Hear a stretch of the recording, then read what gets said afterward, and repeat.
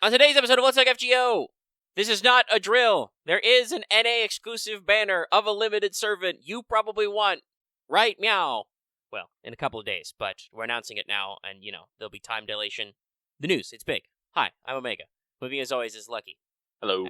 And we're here to tell you about FGO, and also probably spend a amount of minutes that some of you may find too many talking about Final Fantasy VII Rebirth later.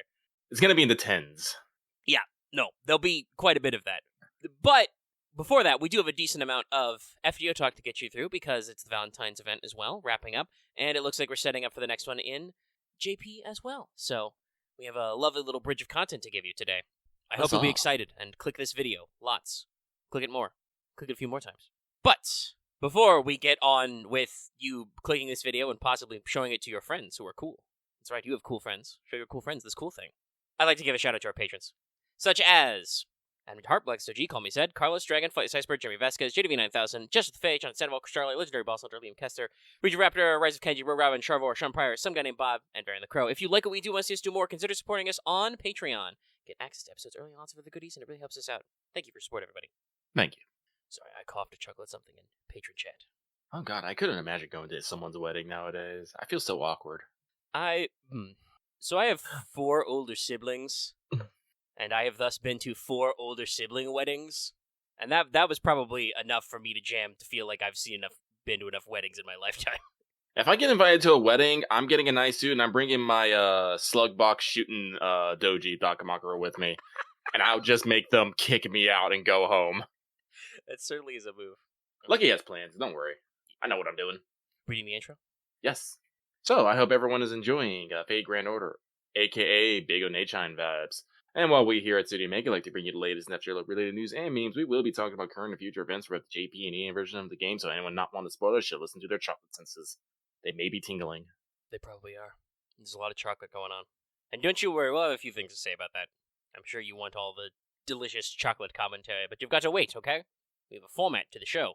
It follows a rough order from top down, so you have a similar experience every time. Such as, first, we check in with everybody's favorite Kohai. Mesh. Senpai, 起きてください. So let me see on the old mission clock there. Yeah, 3 minutes. I can say it's time for Wake the Fuck Up Senpai Rig Server Pro Tips. Yes, I am still concerned about how soon I can drop the F-bomb. I do have to ask YouTube to, manually review and remonetize every single Final Fantasy XIV stream we do. I don't know why. Admittedly, some of it may be just because people are talking out of pocket in Limsa and I keep going fishing on stream. But other than that, lots of this week's stream were spent just wandering around Kugane, where there weren't a lot of people in shout chat. Anyway, let's check it with your senpai. Wait, your senpai. Whatever. See, we're going off script here. I don't have a real good pro tip this week, but I do have a general one. The final node for this event, the current Valentine's event we're doing in NA, is 133. There's a lot of ways to do this. Personally, I've had fun working on a Melusine strat as I'm slowly leveling her buddy rank. She's only like B, which is like upper mid. So it's not quite a 3-turn setup. It's more of a 4-turn because I need to pop the NP twice. But if I get all the way EX, it should work out to be 1 turn. But there are a lot of ways to wrangle it, so have fun flexing it out. And if you've got a strat you like to use for this, let us know in the comments. You might, share something with somebody who doesn't have a good strat yet. Check it out. Get that engagement. Okay. Sorry, I was like mid-burp there. That's why it sounded weird. We're going to move on to Records on the Throne, a regular achievement topic. Also, I'm going to position my mic slightly closer to my face, because I feel like I'm being a little quiet all of a sudden. Okay. The records are pretty simple. Story complete. Grail get. Working on those points. For me, just ditto. Yeah. As of this recording, I think I'm at around 800k points. Yep. Yeah, I've just crossed the 1 million hump last night. So, we're working on it. We got a few days. It should be fine. Looking forward to, those delicious crystallized lores and stuff. Luckily, I got a CE drop, so I don't need to worry about that part. Yeah, that's what I was about to mention. I am not gotten a CE drop, so I am a little concernicus. Yeah, they did hide it, the last copy, a little deep in the points ladder, but I'm sure you can hit it. I'm just hoping. Just keep hoping for that random drop early. It really helped me out. Yeah, it solved some stuff. Now, real quick, we're going to check in with not all the world's evil, but damn close. Surprise, it's me this week! Gasp. You thought it would be something about Lucky? No, he's already learned his lessons. This time. It's me. I won like 15 tickets and the 30 Saint Courts I had left over after Coin of Dark stole all my money. Deep on Richer Day. I only got a couple of the 5-star CE to show for it, which is good. It's a nice CE. I like it. But we were shotgunning singles and stuff back there. And I don't know. For reasons you'll probably see in a second, maybe I want that Saint Courts back. Maybe there's something else that's technically more time sensitive. I could have rolled on. So yeah, not the most successful. And by the way, when I say only got a couple of 5-star CEs, like that is the literal best I did, and I got some 4-star CEs. Like not even any 4-star servants, no 5-star spooks. Just threw a decent chunk of tickets at it, and the tenor, and just we move on. Okay, that means we can jump then to our next segmentum. Segundum. Did you finish your master missions? Probably, though I actually haven't done one of these, and I think I need to go out of my way to check it out. So you need to defeat 3 servants, each from Lancer Assassin, Archer Caster, and Saber Rider Berserker groups, so those are about half your missions. And the other half of your missions are get 50 of each of the different currency drops. Cacao, Bitter Powder. I actually don't know how the X is supposed to be pronounced in this case. Like, is it like a sh? Zoquatl? Zorquatl? X is such a weird letter. Is it Cocolatl, but we wrote it with an X in English for some ungodly reason? Please, just let us stick to phonetics. Jesus. I know English is very bad, and I've had some people come at me and be like, "Oh, well, English isn't actually written phonetically either," and I'm like, "Yeah, but you could make the job of me pronouncing foreign words easier by like making them conform to the phonemes that English is supposed to conform to. I'm a native English speaker. I can, do the loops with the weird pronunciation. I don't actually speak Chinese or other languages like that, so you could help me out." Like in Greek, I understand at least enough to know that the X is the key sound, so it's kind of a K. Keyblade. Did you get it, chat? But, it's other languages where I'm like, okay, is this a K? Is this an S? Is this like some other weird ZH sound? Who the fuck knows? Anyway, it's all really easy. Just do the event, but make sure you are spreading out some of your free quest clears, so you can actually make sure to hit up all of those servant requirements. I do not think that, like, this week each story node was enough to clear Lancer Assassin, for instance. So, get some stuff in there. But that means we get to move on to Skelograms, and we do actually have a few of these, as you would predict us. First, chronologically, some JP stuff. They're trucking along. First of all, Ordeal Campaign Part 5. Started the 7th, goes until the 14th. There's a new batch of Bleach Earth free quests and challenge quest. There are new permanent and limited master missions for more, Saint Quartzes and class score currencies, and probably some teapots. And your leyline stones are refreshed. I think there are also some additional stones in the missions or other features to get them. So, just generally re-upping your progress and make sure you're catching up with everything. We've also started the Valentines 2024 pre-release campaign in JP, also going from the 7th until the 14th. Rolling rate-ups, different banners for all your Valentine's ladies return. Johanna, Mananan, Karen, Sei, Murasaki, MHXA, Nero Bride, all of that. I'm pretty sure when I did, and by the way, hey, update in case you missed it somehow. I did do the Bazette Wanted. It's out there. But at the end of that video, I talk about how, she hasn't had a second solo rate-up yet, but presumably when Valentine's hits in JP, there will be another one. Guess what? I was right. Ta-da. Getting pretty good at calling some of these. At least for JP, I'm getting good at sensing when banners are coming. And NA, I'm blinded by the fact that I have precognitive knowledge. When Albert bends fate, that's when I get really fucked. It's very anime. But we're continuing our trend of stapling lots and lots of rank ups to everything this year, because we've got 2, which were probably not necessary, but are welcome. First of all, it's Sei and Murasaki who got them. So Sei Shonagon's Evade, her second skill, now just does the crit up for 3 turns, same value, but now it's not 3/3, it's just 3 turns. And also is a 20 to 30% self-battery. That's pretty helpful. I'm pretty sure she already had a battery. I think that might take her to the full 50. But it's just nice to see them mixing in some of that stuff. And that's also a 3 hits, 3 turns evade on that skill as well. So it's real easy to use now. And now Murasaki's third skill, that's her Diary of Lady Murasaki, has been upgraded, so it gives the whole team 20 to 30% damage up versus chaotic and good enemies, separate buffs, for 3 turns. Why good? Not sure.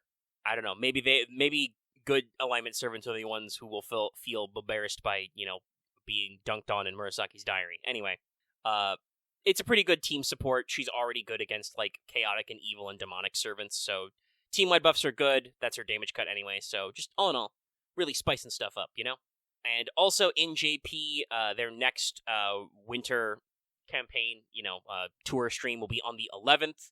So look forward to finding out who the new Valentine's servant and, other nonsense, seeing the new CEs and stuff then. The great anticipation and waiting for everybody has already begun. Oh, yeah. What is Say's alignment, actually? It's definitely probably chaotic. I don't actually know if she's chaotic good. I'd say she's either chaotic good or chaotic neutral, but I'm leaning toward chaotic neutral. Let's see. Regular Say Shonagon is... Nope, she is chaotic good. Oh, okay. Then yes, this buff was deliberately to slap Say. Yeah, it's so you can dunk on her. And her summer version, of course, is chaotic summer, obviously. But yeah, so that is a very funny and does make sense since that skill is representing Lady Murasaki's diary. So where she did trash talk Say a little bit. That's her ability to become catty. And like I said, the chaotic damage certainly won't go amiss in a servant who's already good at like blowing up demonic mobs. But yeah, so we're looking for the stream on the 11th, so keep your eyes peeled. Now let's pop on over to NA, because we've got a couple of updates as well. First of all, Valentine's, 2023, Karen C. Hortensia pickup, going from the 7th to the 14th. Funny how they time these things out. So Karen and last year's CEs are back. That's it, send tweet. That's all from that news update. It's just Karen already got her rank up when the new event started, and this is just the rerun banner that we get from this time. Good on you, thumbs up. But now, the new news. Story Clear Support Campaign Part 5, starting the 12th of February, going until the 29th of February, ends on a leap day. So yes, this is the alert, NA exclusive content alert. So, during this time period, you got a consecutive login for a few things. And I do like that it is a consecutive login period during this time period. So just log in for 3 total days. You'll get 3 Saint Quartz, 3 Spiritron stones, rocks, and 3 teapots. Love them teapots. I'm going to start spending my teapots once I've got everybody's buddy ranks maxed out. Give me that bond. 0 AP up through LB6. FGO literally letting you play LB6 for free. Gonna have some limited time missions for stuff, mostly related to story clearance. This will get you some more Saint Quartz, I believe. Definitely get you some QP and EXPs and stuff. Some more teapots. If you've already caught up with story completely, you should automatically fill all these out. And then the big one, an NA bonus, Oberon Bannner banner. Gasp. So yes, I do believe that we are scheduled with Road to 7. I think there was another Oberon banner towards the end of this year in that mix. But they're just like, nah, fuck it, now. Why not? Extra banner. Let's go. And obviously this is what I'm alluding to when I said that, I probably would have preferred to fire a random 10 spin at Oberon rather than Vitra, because Vitra is permanent and Oberon is not. I probably would have still spent the tickets fishing for CEs, but yeah, well, let's see if I can, make a few Saint Quartz the next couple of days. But yeah, so that's, ostensibly brand new content for NA. Hitting you with some surprise banners, shaking your things up. I won't say it's perfectly placed, but it is definitely a case where some people are going to be like, ooh, shit, I'm going to have to spend some money, kind of a thing, Because a decent number of you were willing to empty the coffers out for Bazette, but we'll keep on keeping on. Also, I do not want to be rude to our next batch of new SSR servants, but I do not believe that the sisters from the, Weird Island Adventure event are super popular, at least on the JP side. We'll get to take a crack at the writing in our own time, but I do kind of feel like they were not necessarily like a huge wowzer for people, and they were kind of sandwiched in between Super Bunyan and Bazette, who were community characters. So this may be just an attempt to be like, all right, okay, we'll make sure you're spending some Saint Quartz. We'll get you this time. Also, not directly FGO related news, but the first block of Samurai Remnant DLC is out. Yes. And appears to feature Ibuki Doji as a bonus boss. Not playable, a boss. Also doing some interesting things with her design. This mode appears to use multiple elements. She's got extra arms, but also she's got her snake tail from her small mode. But otherwise, she is Lorge mode. Lorge. So it's pretty interesting. I do not have time to check in with that DLC right now. I am feverishly fighting for my life with other RPGs. But I do still need to get back, and I definitely want to pencil in some time to go back and do my second playthrough of Samurai Remnant. Do New Game Plus. Probably pick up a season pass or something then to check out all the content when that happens. But yeah, still, they're hitting the content. Stuff's going on. It's a cool time. Yeah, I think I remember somebody talking about her being ruler. I don't know how unexpected it is, considering how nonplussed about the Grail Ibuki seems. You know, she's a god. She doesn't give a shit. But I do believe that some people were talking about it when, like, there were first teases about it. They were, like, probably, like, you know, her if she's an extra class, she's probably, like, an Avenger or a ruler. So people were thinking in the right headspace. That one, of course, will be interesting, and I'm sure the reason why they did do Ibuki is because that will be kind of like a remix fight with Takeru. I'm just imagining Iori and Takeru coming on Ibuki, and just Takeru just slaps their hands over Iori's eyes, and just gets like and just starts dragging him away. No, I'm just they do the immediate corner huddle, and Iori's kind of like, I don't know, she seems cool. She's got like a cool sword. Can we fight her? Yeah, but it's like, no, we don't want to do that. We want to get the fuck out of here. This chick is bad news, man. Then she just sneaks up behind them. But yeah, sounds about right. We got some James. It's a good time. And also, it's just, I think it kind of lends itself to just the general vibes that Samurai Remnant is, got a nicer place, a deeper connection to a lot of the meta plot stuff in Fate these days anyway, especially after the collab and JP was, very directly related to where FGO's plot is at. So it's a neat time. I'm sure we'll have some thoughts whenever we get around to clocking that one in. Time moves ever onward. And literally in my WhatsApp notes, I have like 3 new video game things to talk about. Stuff keeps happening, guys. And that's without the stuff that like Lucky and I have to take a pass on. Helldivers 2 is out, and I can't take a crack at that yet. I cannot either. I cry. Hopefully like I said, hopefully we can get some PS Plus integration at some point, or maybe it goes on sale. I have heard, as a complete aside before we dip into mailbag time, I have heard that like a decent number of Sony first-party games, it does not have a great PC release right now. It's a little buggy. It's not super well optimized for all machines. Really? I thought PC would have been like top of the list. Yeah, I would have figured, but it does sound like it is a little like chaotic. And again, like, at least if you believe the exact nature of every one of these negative reviews, like I said, there's PC heads can get a little, like, oh, I've got a 780, I'm fine. I've got like 5 digits actually. Yeah, no, I will say that there's some people who get very upset if the game is not operating at peak efficiency to fully use the full specs of the monster of a machine. But it just seems like it might just be a little glitchy still. There are, like, people on Steam are getting, like, crash to desktop and stuff, which is sad. I haven't actually heard anything negative on the PS5 end, so this is the thing that people, like, forgot about why they liked console releases. I know there was a time period when, like, the consoles were, like, not really marketing themselves well, and they felt, like, super expensive, and PC hardware was not... It was more expensive, but it was not, like, so much so that you were like, well, gee, I could buy a console, or I could sell my kidney and afford a PC from 5 years ago, kind of a thing. But there was a reason, I think, why console-type gaming took off for a long time. It's because usually it's pretty consistent, especially with how, like, exclusives work these days. So, yeah, I don't, like I said, I'm not an expert.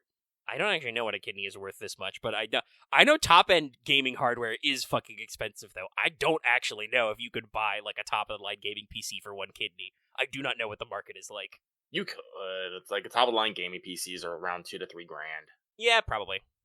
Well, that's not... Sorry, Accent in Patron Chat is like, well, my rent is more expensive than a top-end PC. That's fair, but also that, that's rent... property is another thing that's, like, super overinflated right now. Cost of living is also very expensive. Anyway, we will talk more about some of that later, but I'm excited to try out Helldivers 2 and see what it's like, because some people are having a good time. I know that J-Raptor and several of the Project Ignis boys jumped in and were on. I think he tweeted out that he stayed up for the midnight release and then played it for like 13 hours or something. Well, if you played it for 13 hours, you can't be all bad. No, like I don't know how glitchy that response was, but well, actually, I take that back. This guy makes armor videos for a fucking living.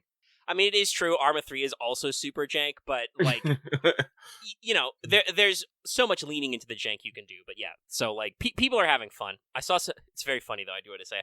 I saw some footage where, like, apparently in Helldivers 2, because it's, third person over the shoulder now, you can, like, dive backwards and lay on your back and shoot your gun, and some people was like, it's just like John Wick, and then the tweet was like, Resident Evil 6's effects are, blah, blah, blah, and my mind is like, what are you talking about? You could do, where I know third person on the back shooting from is Metal Gear Solid 4.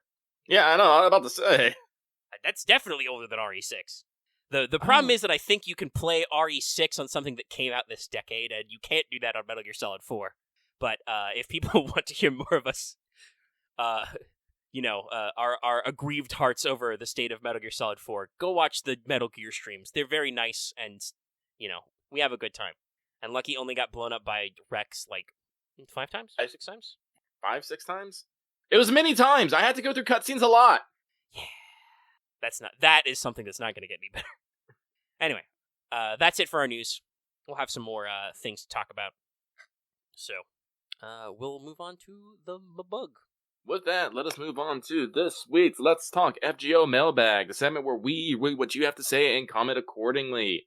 I'm going to do one last refresh to see if anyone sneaked in at the end. No one did, so we have a lovely 7. I read 7 lovely fan mails to read to you. It's Fan Mail Friday, which is every Friday. So, let's start at the top here. Our first one comes from longtime listener, first-time caller? Well, thank you. Thank you for your message. They say, Dear Pluck and Pomega, please have a productive program and pleasant evening, sending you good vibes. I hope you were doing, some alliteration there. I do love alliteration, personally. It's like, if I was to put this out here, it'd be all like, let me see here. With P's, huh? P words you could cram in there. Please have Please have a playful and productive program and perchance a peaceful and pleasant evening. Passing on good vibes. Peace. Little did you know, Chad, Lucky is the poet of our time. I just genuinely like alliteration. I don't know why. Fun. It is. I like to sneak it in there when we're doing stuff. But yes, thanks, long-time listener, first-time caller. We hope to hear more from you later. And then I would play like a morning zoo DJ sound, like an awooga or something. I would love to get a soundboard, but I always forget about it. So, I mean, we technically have a soundboard, but what we've put on it is very different from that. We don't even use it that much. Also, it's loud. It's very loud. What do we got? Let's see. Discord, has some normal ones. They've got the sad trombone. We have the guncock. I love guncock. Crickets, air horns, quacks. The quack I put a few in here just because they give me a giggle, Good luck. And yeah, that one's a classic one. Yep. And then, half of the ones we've added are just Final Fantasy XIV references. Sloppy. Oh yeah, that one's louder than I thought it was going to be. It is a little louder with I might have to tune that down. But yeah, I personally love the... Yeah, the quack is great. I love quack.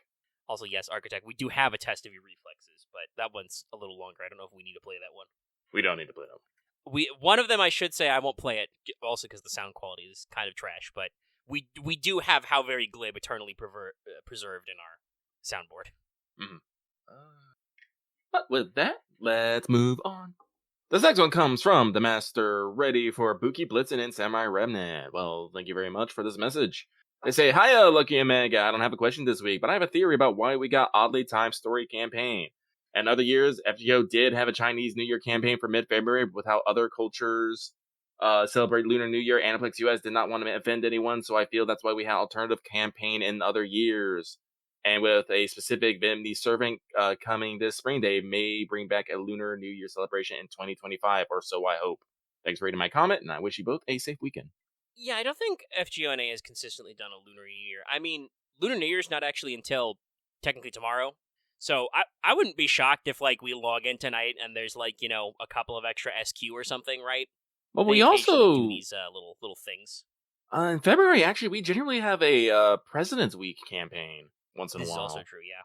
That'll be President's Day is next week or 2 weeks from now. I believe it's 2 weeks. Okay, 2 weeks, yeah. Honestly, I don't know if it's a thing where they don't want to be out here yelling out about Chinese New Year and election year or something. But genuinely, it's probably just because the front half of our February is pretty packed. We are literally in the middle of Valentines right now, and we're gonna, move on to some extra stuff, including probably a President's Day. I mean, But yeah, I wouldn't be surprised if we get a little login. I'm gonna get a lot of it. But also, I don't think we necessarily need to be worried about offending people over celebrating Chinese New Year. It's not like on a personal level, it's just a Lunar New Year. It's like, celebrating it's just celebrating. Like, hell, when a lot of people, celebrate the new animal of the year when the year turns over. Like, God, how much fucking dragon art and stuff, and you see people yelling about, come January and all that crazy stuff. No, I think obviously it is a big cultural touchstone for Chinese cultures, but also lots of places celebrate a lunar calendar and a Lunar New Year. So, like I said, I just assume we're not doing a capital letters Lunar New Year campaign. Just probably not. Other stuff. Probably not. I will always remember this meme I saw one time of someone yelling about culture appropriation, talking about how you shouldn't celebrate, the Chinese and New Year if you don't have permission from an actual Chinese, and the post underneath it was this Chinese guys going, on behalf of me and my family and my culture, I invite everybody to celebrate the Chinese New Year with me. I'm just like, yeah, no, it's like, I think it's fine. Like, obviously, I'm gonna make a joke, but I want to preface this in case people clip me on the internet. Obviously with appropriation, usually there's a element of, stronger's the wrong word. The Chinese have a metric fuck ton of history. And modern, the People's Republic are arguably a modern first world superpower. But there is an element of the colonization or the more advantaged culture beating up on lower cultures. But on the flip side, I don't think anybody nobody normal in America really complains if other people get on board with 4th of July or whatever. Yes, please, on Twitter, post chicks in American flag bikinis on the 4th of July. Thank you. Actually, if I remember correctly, even if they don't, I still remember around the 4th of July, I still see a bunch of Japanese artists doing fucking cowgirls and fucking US print bikini. Well, first of all, we have, I think, mentioned this before, but just like we have, weeaboos and people who are super into Japanese culture over here, that there are Japanese people who are like, fuck yeah, cowboys. No, God, I just remember the fucking video of just fucking cowboy cosplayers over in Japan just down the line pulling out their guns. I'm just like, no. So obviously it makes a lot of perfect sense, but I don't think anybody in America begrudges that. No, man, you can yeehaw if you want, partner. Yeah, go for it. It's great. It's fun. You're celebrating. Go for it. Yeah, no, it's great. But enough on that, I think. We will see in the coming weeks what we got in store. Yeah. So, this next one comes from Positively Loving All the Chocoman Puns. Well, first off, thank you very much for this message. But we start off with question. Hope you're all enjoying the new Valentine's event. As for my question, it relates to the release of P3 Reload, and it's simply, how many hours have y'all sunk in if you already started? So, I do believe I mentioned this last week, but I will mention it again because it is still a wound fresh in my heart. The scar will not heal. But I had to cancel my order of P3 Reloaded, specifically the collector's edition from Best Buy. That was going to cost me $200, and I could not afford that. So unfortunately, P3 Reloaded, probably a regular version, has gone onto my wish list, and I will stare at it longingly from afar until I can somehow stabilize my financial situation. But I do know someone else here has picked it up. Omega, how you doing? Well, I mean, I was trying to watch more of my backlog of videos, I was playing earlier. I can tell you with Affirmation, I have 16 hours. 16 hours. Not the longest, but not the shortest either. We're having a productive time. I'm also only in May as well. Just finished midterms, so we're schmoovin'. Schmoove. Alrighty. In the meantime, talking video games, I haven't been playing anything particularly new. I've been actually putting a lot of time into 14 recently, so we might be able to talk about that. Also, plotting my eventual Crime, Empire, and Singularity War. I don't know if y'all are interested in that, but I sure am. Go ahead and watch Singularity War. Did I post last week's episode? I don't think so, but I'm checking right now. No, that one is not uploaded. Last normal upload was wanted. Name it Sub Falls, Onigashima Rises. But let us move on.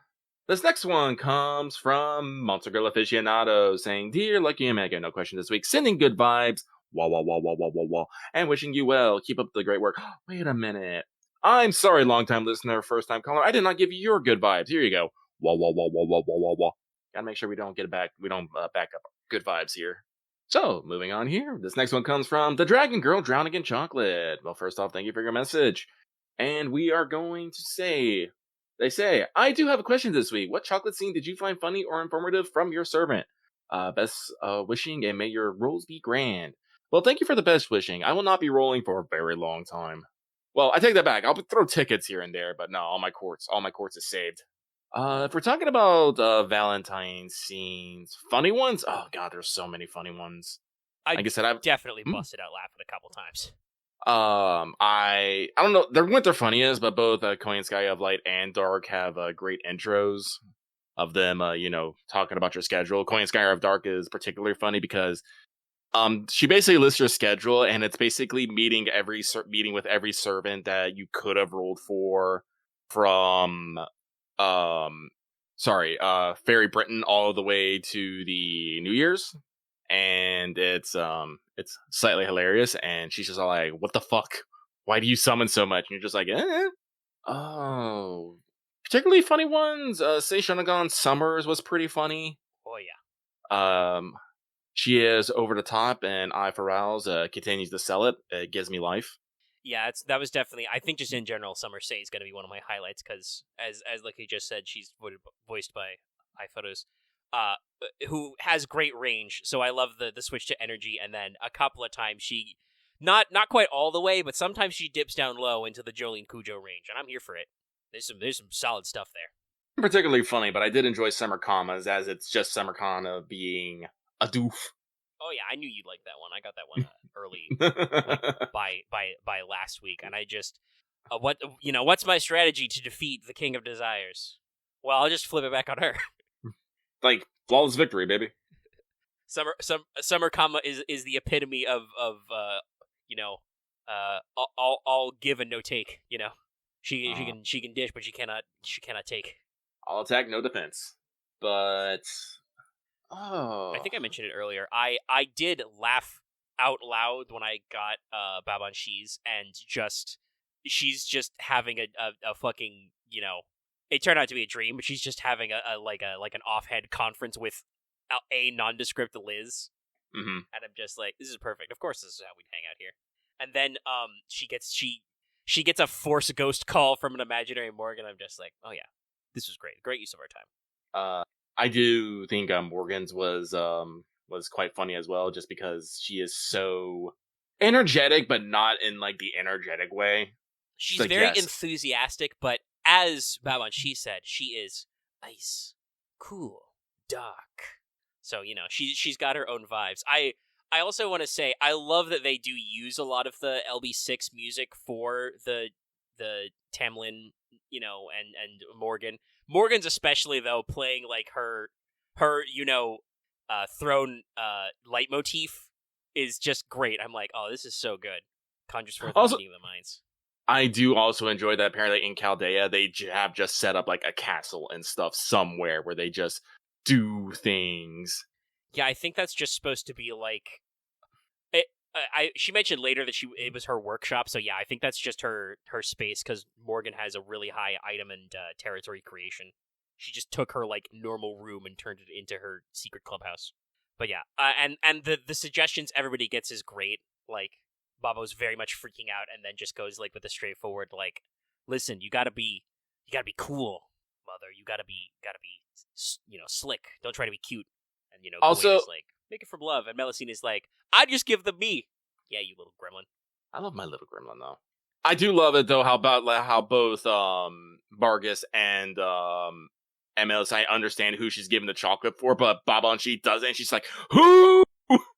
I'll have to research them. Quick, I'll bully Master into helping. I'm just like, Jesus. I'm excited for. I'm excited for the summer events. Yeah, I can't. I wonder if they'll all be interconnected again. But we can talk more about Valentines later. Let's keep. We got a few choice ones. Let's move on. We got a couple more of these. Where are we at? Yeah. Lost my place.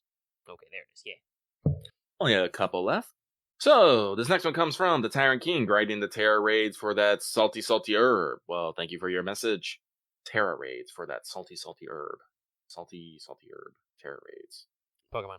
Oh! I think there's only one R when we talk about terrestrialization. That's lucky sound for I don't fucking know. But they say, question! Hey guys, so this week I have a question for each of you. For Omega, since Bandai is planning to get the EN and JP Digimon card game on the same release schedule, do you think Konami might do so in the future with Yu-Gi-Oh, or are they still space the releases? Well, actually, I'll just hand that over to you. Any thoughts, feelings, comments, concerns? So yeah, there are a lot of people who like theorycraft about the unifying the Yu-Gi-Oh format. I'm pretty sure that won't happen because of how Konami handles the OCG versus the TCG. First of all, we have different ban lists. I don't know actually how Digimon handles that one, but like the Forbidden and Limited list is very different in the geographic regions. To little to say of like the digital versions, for all that. But also the way we do things over here is that with the TCG, the trading card game in America, EU, etc., our actual physical sets of cards are bigger, as in they have, actually I think they have more cards in pack usually too, but also they have larger set lists, so they will bring over weird promos and imports, and they will do what they call world premieres. They will introduce brand new cards which are in the TCG first. I cannot assume that, at least right now with the way Konami handles the card game, that would necessarily be a plus for them, because the only way to, I think, keep up the speed of that matchup, especially because, for instance, this person said EN and JP.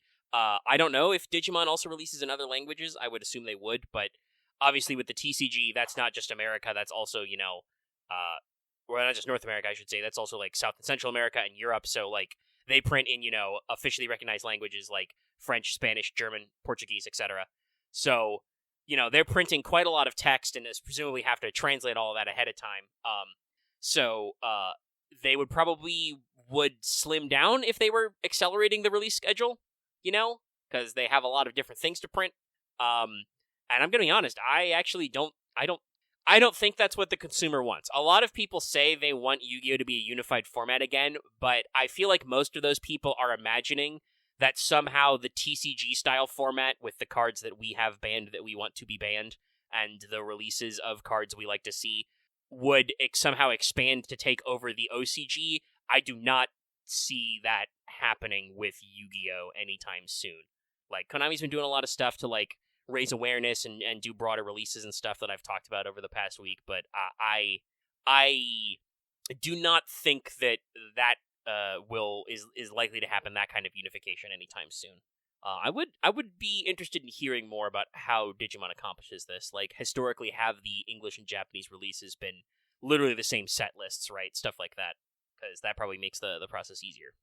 But yeah, it's interesting. I don't think it's happening anytime soon. All right, and then this goes on. For Lucky, what anime from the city has been your favorite so far, and have you seen Metallic Rouge? Anyway, that's it for me. Sending your vibes your way. Whoa. And hope you have a great evening. On anime, well, first off, I definitely want to make sure that everyone enjoys Free M Beyond the End. It is in its second season right now, and it is still quite good. And a bit of a weird, flick. They've gone from their slow traveling story to a tournament arc. No one can escape tournament arcs, I guess. But it has been an excellent chance to show off a lot of good animation, so I'm not complaining. But my favorite anime... Oh, I don't know, actually. There's a lot of them I like. There's a lot of them that I am excited to see every week. Let me see here. No, I do think I have a favorite here. It's gonna be Seventh Time Loose. Village enjoys a carefree life married to a worse enemy. That is probably my favorite this season so far. I do believe I talked about it before, but like I said, it's good. Good animation, good story, good character design, good music. The opening and ending are both amazing, and it's great. Don't know if I actually need to go into detail about it. If you know, you know. If you don't, you don't. If you don't, give it a try. I think you'd like it. But with that, let us move further on to our last one, coming from the one, the only Agent 418, who gives us, and I thank them for this message every week. Hello, Lucky and Mega. Have a good weekend, y'all. Thank you. Thank you, Agent 418. We will try. Yes, Morgan, I haven't tried the fantasizing over magical girls or gushing over the magical girls or stuff, but I did go binge the manga because I was curious, and I have thoughts and feelings on it. I don't know if it's polite to talk about those thoughts and feelings in a video that's going to go public here in 24 hours though. So, We'll hold off for now then. yeah. All right. Well, that is the mailbag. Thank you for all your entries as always. I'm glad to see that Lucky's midnight mailbag strategy was successful. What is a sleep schedule? That's something for other people. But that means it's time to move into Caldea Free Talk. It'll probably be pretty simple this week. Basically, all the story for, Mananon special Valentines. Though personally, with a lot of Gaelic names, there's a lot of ways you can write that, and I prefer to say Manon with, only 3 N's as opposed to 4 N's, because there's one less syllable in it, and it's okay. The internet told me so. But, yeah, story's done, so we got to see all of that. Not really any, in-depth thoughts to get there. I do kind of want to say this is still arguably, one of our more grounded Valentine stories. It was wacky, but I don't know, it's not the wackiest, for sure. Well, I wouldn't even say it's necessarily wacky. It was honestly it was actually very straightforward. You went to a singularity, there's something fucked up, we have to find the fucked up thing, we have to slap it several times. There's a twist, and everyone goes home happy. Yeah, I think there were a Valentine's appropriate number of gags. Yes. The Theobromon, which is just Jaguar Man, but we refuse to say that, because it's funnier that way. The constant ideas that Columbus is behind all this. Yes. The Chocolate Fairy, who was... I'm kind of sad they didn't find a way to make Angramanyu's cardboard box sprite from, his concept art. I really would have liked that. That probably would have maybe given it away too much to the audience, but, the fact that there's a weird, shady guy called the Chocolate Fairy that is definitely not Angramanyu in a cloak. No, I personally love that. That Angramanyu comes to help out, but it's just no, I'm not going to show my face. I'm just, a helpful chocolate fairy. I'm that's so Angramanyu. Yeah, no, honestly, this, I know it was a Valentine's event, but this one really was, even more so I think than last year with Karen, this one was definitely much more of a character study and intro to Bazette and to Mananon, but especially to Bazette as a character to kind of give you a speed run of her character highlights, which I think is appreciable because not only obviously do over here we not have access to Hollow Ataraxia where a lot of that material comes from, but I don't actually know how well promoted Hollow Ataraxia is in general in Japan either. It was what they call a fan disc. It was a little bonus sequel they made because Fate Stay Night sold a lot of copies, so they did some extra story stuff as a bonus for the fans. Obviously, the characters in it, like Angra, Karen, and Bazette, are fairly popular, that they keep cropping it up in other places. Bazette plays a pretty decent role in Prisma Ilia. But this was, much more of a character study on her part, and to that effect, I think it was good. It's a good way to get into her character. And it gives her sufficient depth. She does kind of appear as just, yet another, punchy blockhead, of whom we know many, but she's got some depth there. I mean, the thing I wasn't expecting Manon's fucking big sister energy. I was like, holy shit.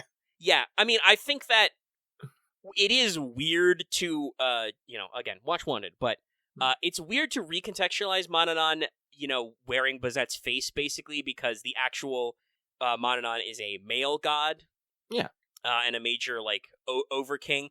But at the same time, I think they did do Manonon's, folkloric character justice, because that is kind of his thing. He's involved in a lot of the classic... I think, actually, his name is mentioned in every one of the 4 big cycles of Irish mythology.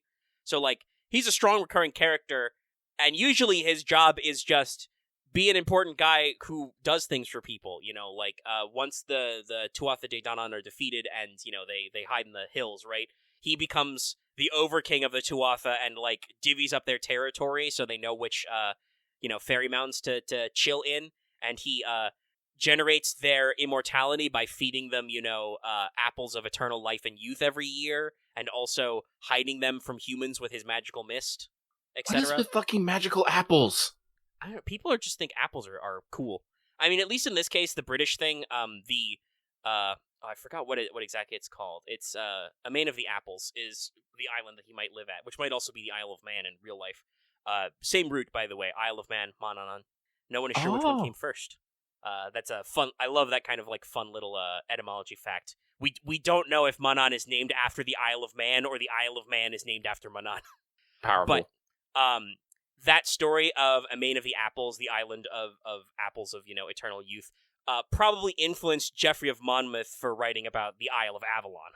Oh, because that would have predated his writing. So it's fun just to see everybody jam out. And Manannan does have a equivalent in Welsh mythology in the Mabinogion, which is obviously where technically Arthur is from. I will not attempt to pronounce Welsh. Just know that he exists. But yeah, so like I think that he did a good job with Manannan.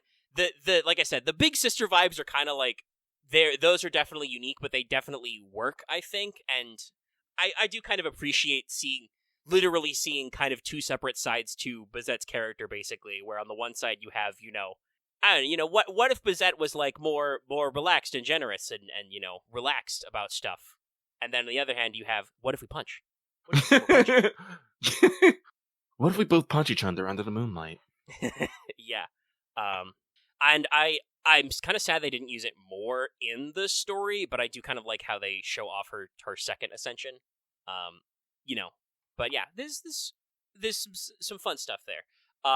I do say that I still think that I know it's for the gags, but we the master are forced to be way too nice to Karen. Yeah, I think that's just in general forced to be way too nice. Yeah, like I don't know why, especially because once she forgot to put her fucking paper bag on anyway, that it didn't even matter, I'm pretty sure I said it last week, but I'll say it again. Lady of Justice, suplex this woman. Yes. I mean, I'm pretty sure Karen is lucky. Actually, no. Actually, doesn't when she tries to take her Holy Grail back, don't Medusa and Estrella just walk up and slap that shit out of her hands? I think that is yoink. How that happens. It is exactly how that happens. I do like how they just appear behind her. No, so she still gets her comeuppance. It's I do like the funniness of, like, even Manannan is confused why she goes super baby mode, and then it used up all of her juice, and we're just like, what? Also, yes, no, What'd she say, like, what in the ever, oh, loving hell? Yes. It's just like, what are you doing? But also, yes, somebody in chat brought this up, but yes, I don't even know if we can call this speculation. I'm fairly certain that, based on the mythology, Bazette has to be a direct line descendant from Manannan, because that's how her family's special sorcery ability called God's Holder is how she can create Froggeroks, basically as like a extension of her family style of magecraft. Since Froggerok is originally owned and made by Manannan, I'm fairly certain that is like, yes, she is supposed to be a direct line descendant, which is why they are, compatible pseudo-servants. This, you could say, is probably similar to how Muramasa might work. Coup. It's neato. I like the little coup bit at the end. I'm glad we got the Kubik. Yeah. I was actually a little worried that we wouldn't get that. Yeah. I am kind of sad that I don't think Ku or Bazette talks outright that Bazette has one of Ku's earrings. That was her catalyst during the Holy Grail War, how he got summoned. So yeah. That's just, it's a cute little note. Yes, I do not believe that this Bazette understands what Kirei is like. They were like work buddies when he was doing enforcer stuff, and she was executor stuff for the church, and she was doing enforcer stuff. But she didn't realize that he's a stone cold motherfucker. That's gonna be a fun reunion next year. I bet she has some dialogue for Rasputin. Actually, no, I know for sure she does. I just don't think the game has commented on it yet. But yeah, no, there's some great content here. I love the little coup note. I do appreciate that there's kind of like the rumor going around about Ku's possible relationship with Manannan's wife, and then he's like, I literally don't remember this. You made me forget. What the fuck are you mad at me for? That story is great, by the way, not because it involves Kukulin, banging yet another woman who is married, but because the way that affair resolves is Manon's wife, Fand, who is said to be a fairy queen, basically curses Ku to be her errand boy for a while because she was disguised as a seabird and Ku threw a rock at her. Don't throw rocks at seabirds is the moral of this story. So she basically is like, okay, I'll lift your curse if you help me out with some stuff. And then she's like, damn, this guy's pretty hot. Ku's actual wife, Emmer, shows up with a gang of women wielding knives. And Fand is like, you know what, Ku, your wife's cool. Well, we're done. We're good. I'll get my husband to make us forget all this stuff. You can go back to that. So shout out to Emmer. I mean, I don't have it right now, but you can probably find it in the Ulster cycle. But yeah, so like it's a good time all around. It's kind of short and to the point, but I like it, and we get our payoff of all the people hanging around at the end. But yeah, like I said, it's very odd that it's different, but I don't dislike it that this is much more of a character study than Valentine's usually is. Like obviously Valentine's usually is intended to introduce you to the new character, but I feel like our previous Valentine's years have been way more in the gonzo factor, right? Oh yeah. Like, God knows the Karen one last year was very, wacky wild out there. The Semiramis one is very weird. Yes, we're going to create an infinite garden of chocolate. Why? I don't know, because it sounds cool. Hell, was it I think it was was it the first or second year of Valentine's where we accidentally got some Grail stuff mixed in with a chocolate and they just came to life as servants we had to beat up? I think that was the first year, yeah. Yeah, no, so Valentine's is usually pretty whackadaisical, so it's nice to ratchet in every once in a while. But yeah, new Valentine's scenes, there's quite a few of them, and they're all pretty good. I'm basically done with my female servants. I used a couple of lock-ons to round out the last couple ones I had in my slots to pick up the few that I missed. I will be working on males later. I think I've got enough surprise to hit everybody up, so it shouldn't be a problem. But yeah, we've already talked about some of our favorite scenes, but there are plenty of notables. Like we said, the Morgan and the Tam Lin all have super well integrated ones. Like they're all basically telling different POVs from a story, all of which contain multiple characters.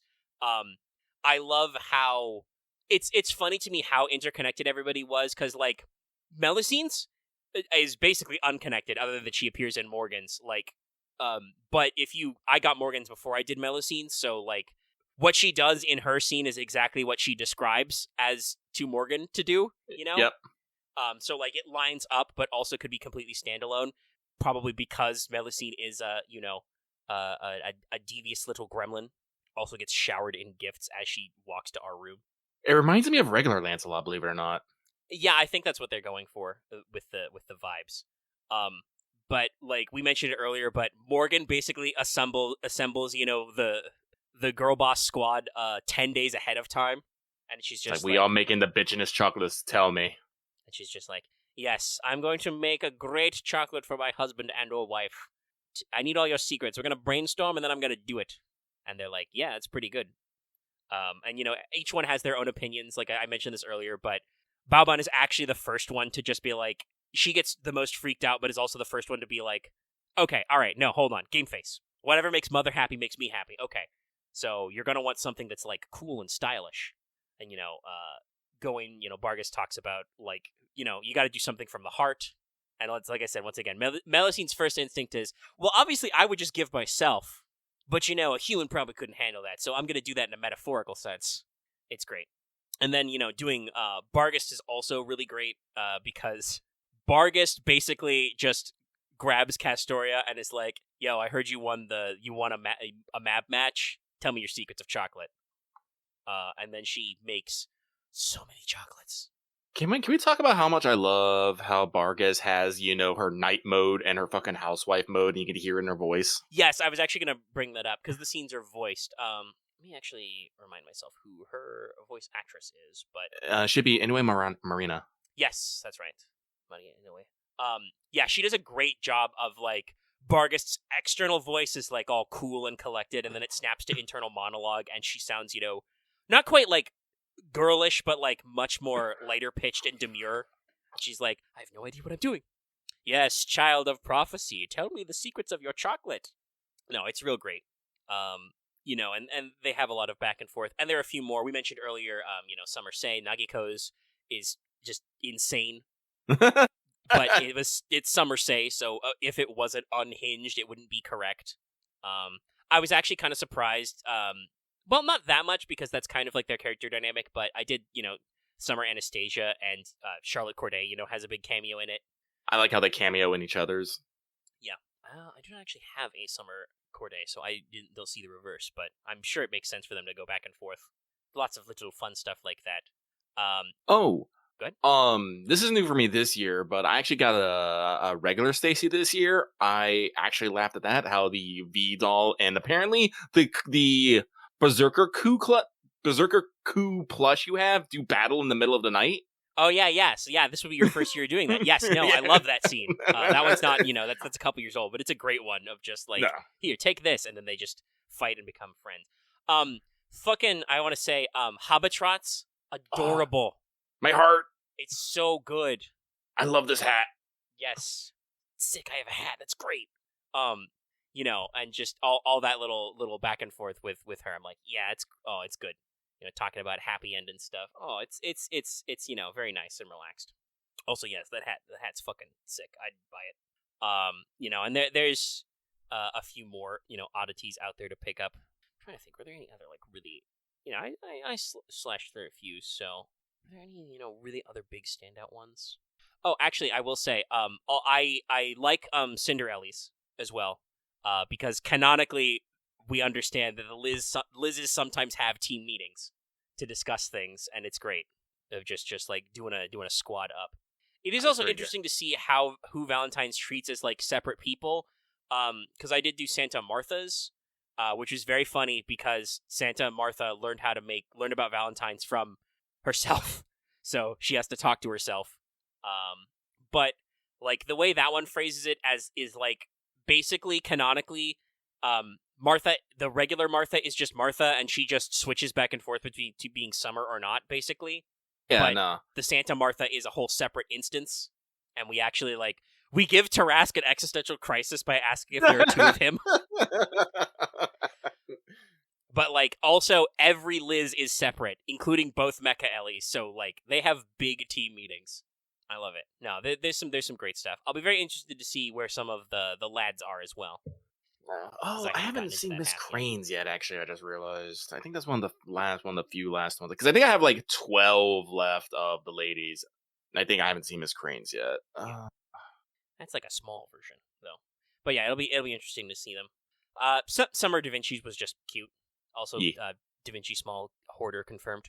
I mean, I believe that in a fucking heartbeat. I mean, I don't think we were doubting it, but this makes it very much explicit. We do the classic, keep and get rid of pile, and Da Vinci is just keep that too. You actually get to beat Da Vinci. This is why your room is a mess. Which I suppose is a valid position for the master to take, because in the shots, your room in Calde is always pretty neat. I wouldn't be surprised if someone actually comes and cleans it when we're out. We do have a lot of servants, yes. And I'm pretty sure we don't have locks at work. Or locks at work for long. For reasons. It's true. We tried locking the door, but then just, probably, Kyo just broke it down with her face one day. You have dream sex. Ooh. That's what I'm pretty sure happens in Molay's fucking Valentines. Right, honestly, yes, I probably would see Raikou coming in and cleaning up.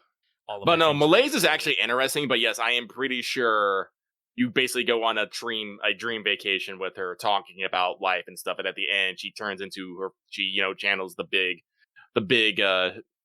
shove and gives you a night that you don't remember and leaves chocolate at your bedside in the morning. Yeah, there's a lot. That's my interpretation. I could be wrong. I'm very interested to see, not only obviously with new servants, like I said, there's a lot of stuff that'll be in there, so it'll be great to see all the summer variants. Actually, now that I'm thinking about it, I'm just how are we gonna handle Ashes? Will the scene of her, giving you the chocolate also include Summer Morgan? Would they might do two different ones? They might, because remember, I do want to point this out. Remember, you get different Valentines for Avenger Nobu, for like Kaposhi and that is true. That is part of that's because technically Avenger Nobu is a genderless servant because it's very strongly implied that Kaposhi mode is male and the other are female. But they could do some stacks like that. They could do some funny stuff. I would like they are not opposed to double dipping like we know Astolfo and well, and they're also not afraid to just, like I said, go like completely wild with it. Like Lynch does not have to. Yeah, I know this for a fact. Oreo does not. I mean, I don't know if in the scene Oreo also gets you some chocolates, but no, usually it's just you give him the chocolate and gives you something back. Though Oreo will also receive the chocolate. Again, not that we play with these conventions all the time. Like in Mellow scenes, you can literally be, she shows up to your room and it's like, haha, I am here for chocolate. You can literally like pull her leg and be like, but Melusine, aren't you a girl? And then she's just like, and you're like, no, I'm just joshing you. Chocolates, boom, throw them. Face full of chocolate, yeah. And I've mentioned before that like, Canis literally does not give you chocolate because Canis would not do that. No. Neither does Summer, but Canis will receive chocolates. So, Canis identifies as male, so whatever, that's fine. I'll give Canis some chocolates. Bam. Canis is Canis. Canis is Canis. So yeah, there's a lot. I'm still gonna rub my face on those abs. They cannot stop me. Well, I take that back. They probably could, but an attempt will be made. Canis, I'm not really sure where Canis doesn't want to be called beautiful, but like abs are truly gender neutral. So like it's not like I'm just saying like nice, good work doing those crunches. But yeah, no, there's a lot of fun to be had, and like I said, I'll work through my receive gifts half of it. I'm excited. Last year, go ahead. I was just about to say, like last year, I was not able to get through many of my. I was not able to give many chocolates, so I'm excited to get through that. Yeah, I think I also had a cutoff because I don't actually remember what the format of Karen Valentines was. Was that also a point ladder? I think they're usually point ladders because they need they need a reason they need a way to give you a fuck ton of surprise and lock on chocos. Yeah, it's true. Yeah, I feel like I was not as good at clearing that one, probably because I also didn't want to roll on that banner. But yeah, no. This year I'm doing a lot better in the points and clearing the free quests. So I've got a lot more chocolates to give. I do not think I also think I did not complete my entire backlog of males last year. And like I said, I was gonna say we say usually the male female divide, but that's not even really true. Like they'll cut both ways in terms of the servants. It's receive chocolates, give chocolates, and even then sometimes the ladies are receiving chocolates as well. Calais is just a crazy place. Crazy. But yeah, and like I said, we will be interested to see what kinds of chocolates we brew up for the new Valentine's event. I'm so excited. We're gonna get the Summer Tamlin, Ash, and I'm going to be happy to see Saber Medusas, and also Durga will be there. Durga's going to be interesting because Durga's going to be in that. He's going to be interesting. Yeah, there's going to be a lot of ones that will be kind of doing some new and interesting places. I hope everyone's excited for fucking. I wonder what they're going to do for Takeru because it will be just in time. Yeah, I hope it's on the give and receive. Yes, and I hope they do go the genderless route, and we just keep the mystique going. Knowing literally, there's a short on the FGO YouTube channel where I believe that Yamato's voice actress was in studio for like Caldea Radio, and just said the line about talking about food. Takeru will be happy to receive snacks, but also I could see the reverse. Iori better return gift a fucking sick statue. You better carve that Buddha, boy. It better be a Buddha statue. It better. You better hit me with that Buddha. If Galatea can carve a 1/1 replica of herself out of white chocolate that you are probably correctly a little too freaked out to eat, so she has to recarve it to be reified. No, I don't think Iori would be interested in fighting the Master of Caldea. We have some tricks, but we don't really have like interesting combat style. We're just a cool guy or gal. I mean, sure, if you let me bring my 400 fucking servants, I'll fight you. Yeah. Let's see how that works. I think the most appropriate would be the Buddha. Because that's like, that is the kind of thing where like, you would give Iori chocolates, he would have absolutely no fucking idea what just happened, until like Musashi or Saber runs along and like smacks him on the back of the head and is like, "You dumbass, you goof, you absolute nincompoop," and then he would be like, "Hold on, I need to carve," because like that's in the game, that's one of his things. That's like one of his major artistic outlets. Clearly, he gets the wood from the boss. Yeah, so no, that'll we'll all have it really interesting to see. Does he already have a line about Gilgamesh in FGL? I do believe he does have something for a guild. Let me double check. I had the wiki pulled up right away. Miyamoto Iori. Let me fire up his dialogue gallery.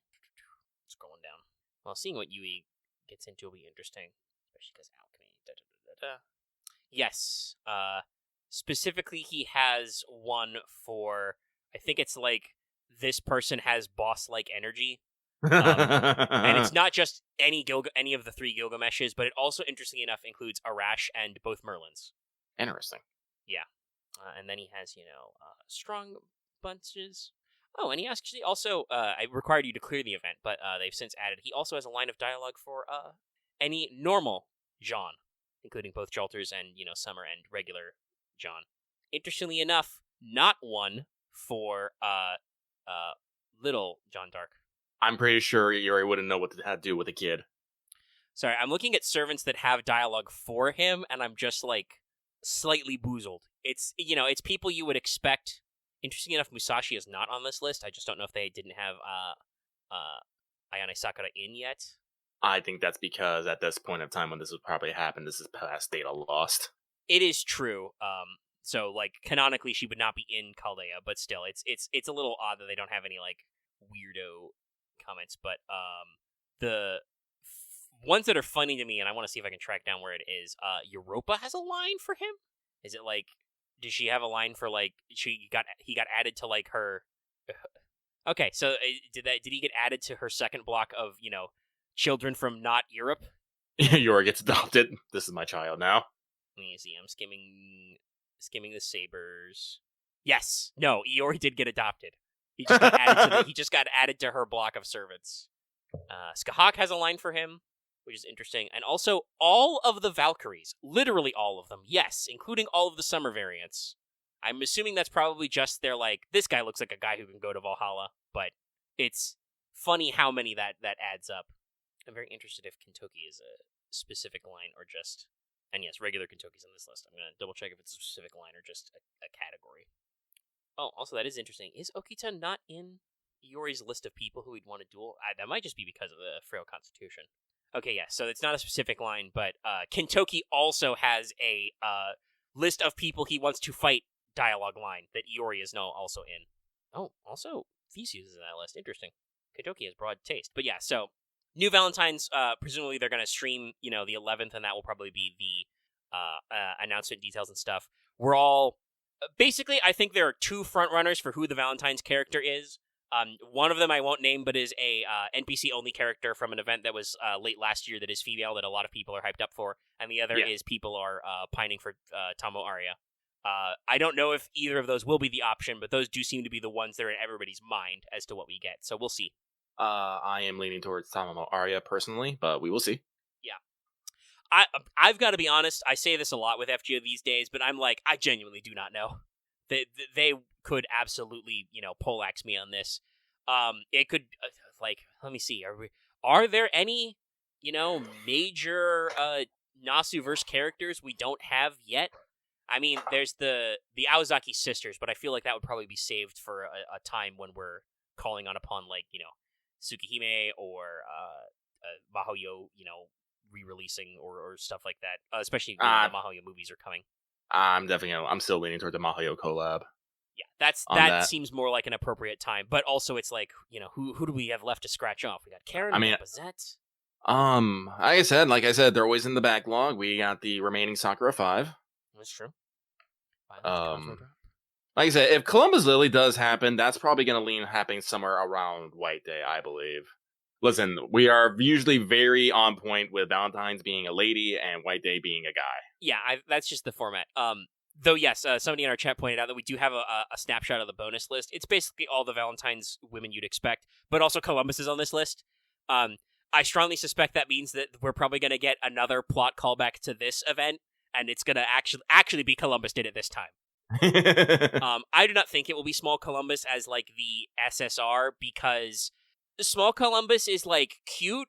I do not think he has the power to pull an SSR banner at Valentine's. I think that would not be well marketed and well received by the fan base. Like, that's just, I do not think that is the correct. That would be funny, but that is probably not what a company wants to do for marketing. As a welfare or as, like, a bonus limited time bronze, that could absolutely be a thing. And who knows? I have a Columbus. He is literally level 1, and I never use him, and I may never. He knows what he did. But in addition to knowing what he did the last time, also this summer, past summer, he made my Da Vinci sad, and that's just not okay, bro. I don't care how small you are.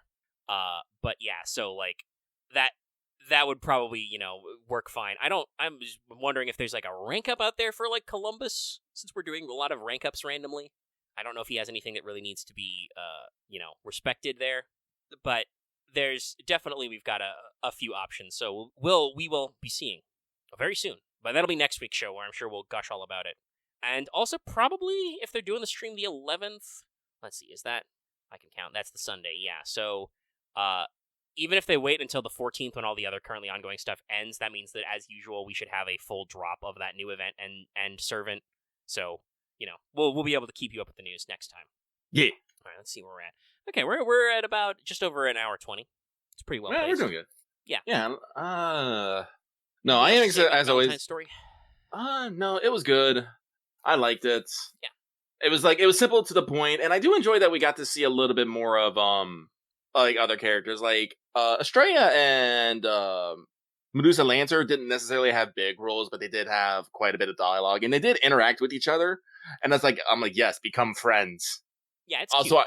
I do immediately love how the first thing they do is Estrella just launches Medusa into the atmosphere and just like wait for it. Here we're gonna do some long range reconnaissance. Whew, just chucks her straight up. No, I love that. No, it's great. Ooh, excuse me. And like like I said, it took a little bit for to really see all the character for this presentation of Bazette to grow on me. But I do like just generally how much like she kind of like plays the straight man, but also absolutely is sometimes just like, I'm out of here. I'm going back to the bar. I can't handle this. I need to punch something. It's good. It's a good time. It's a good time. That means we can move into the What's Up Zone. Welcome to loads of video game time. Probably, yeah. I in general, I have been, better placed about, watching back some of my anime and getting into more stuff. I have not been doing that lately in this past week because, first of all, the saga of Fishin' continues. I talked about this a little on Wednesday as well, our regular Final Fantasy XIV stream, but we have been pretty regular about getting into ocean fishing. Fisher is my first level 90 job in Final Fantasy XIV, funny as that sounds. I've been playing the game for over a year. I've been a paid subscriber for about a year now, and I'm like fucking not even at Endwalker yet, but now level 90 Fisher, baby. Getting all my steez. And also, gotten, quite a lot of the accolades for Fisher. We've done so much ocean fishing. I've gotten all the achievements for, like, seeing, X number of gulls and dolphins.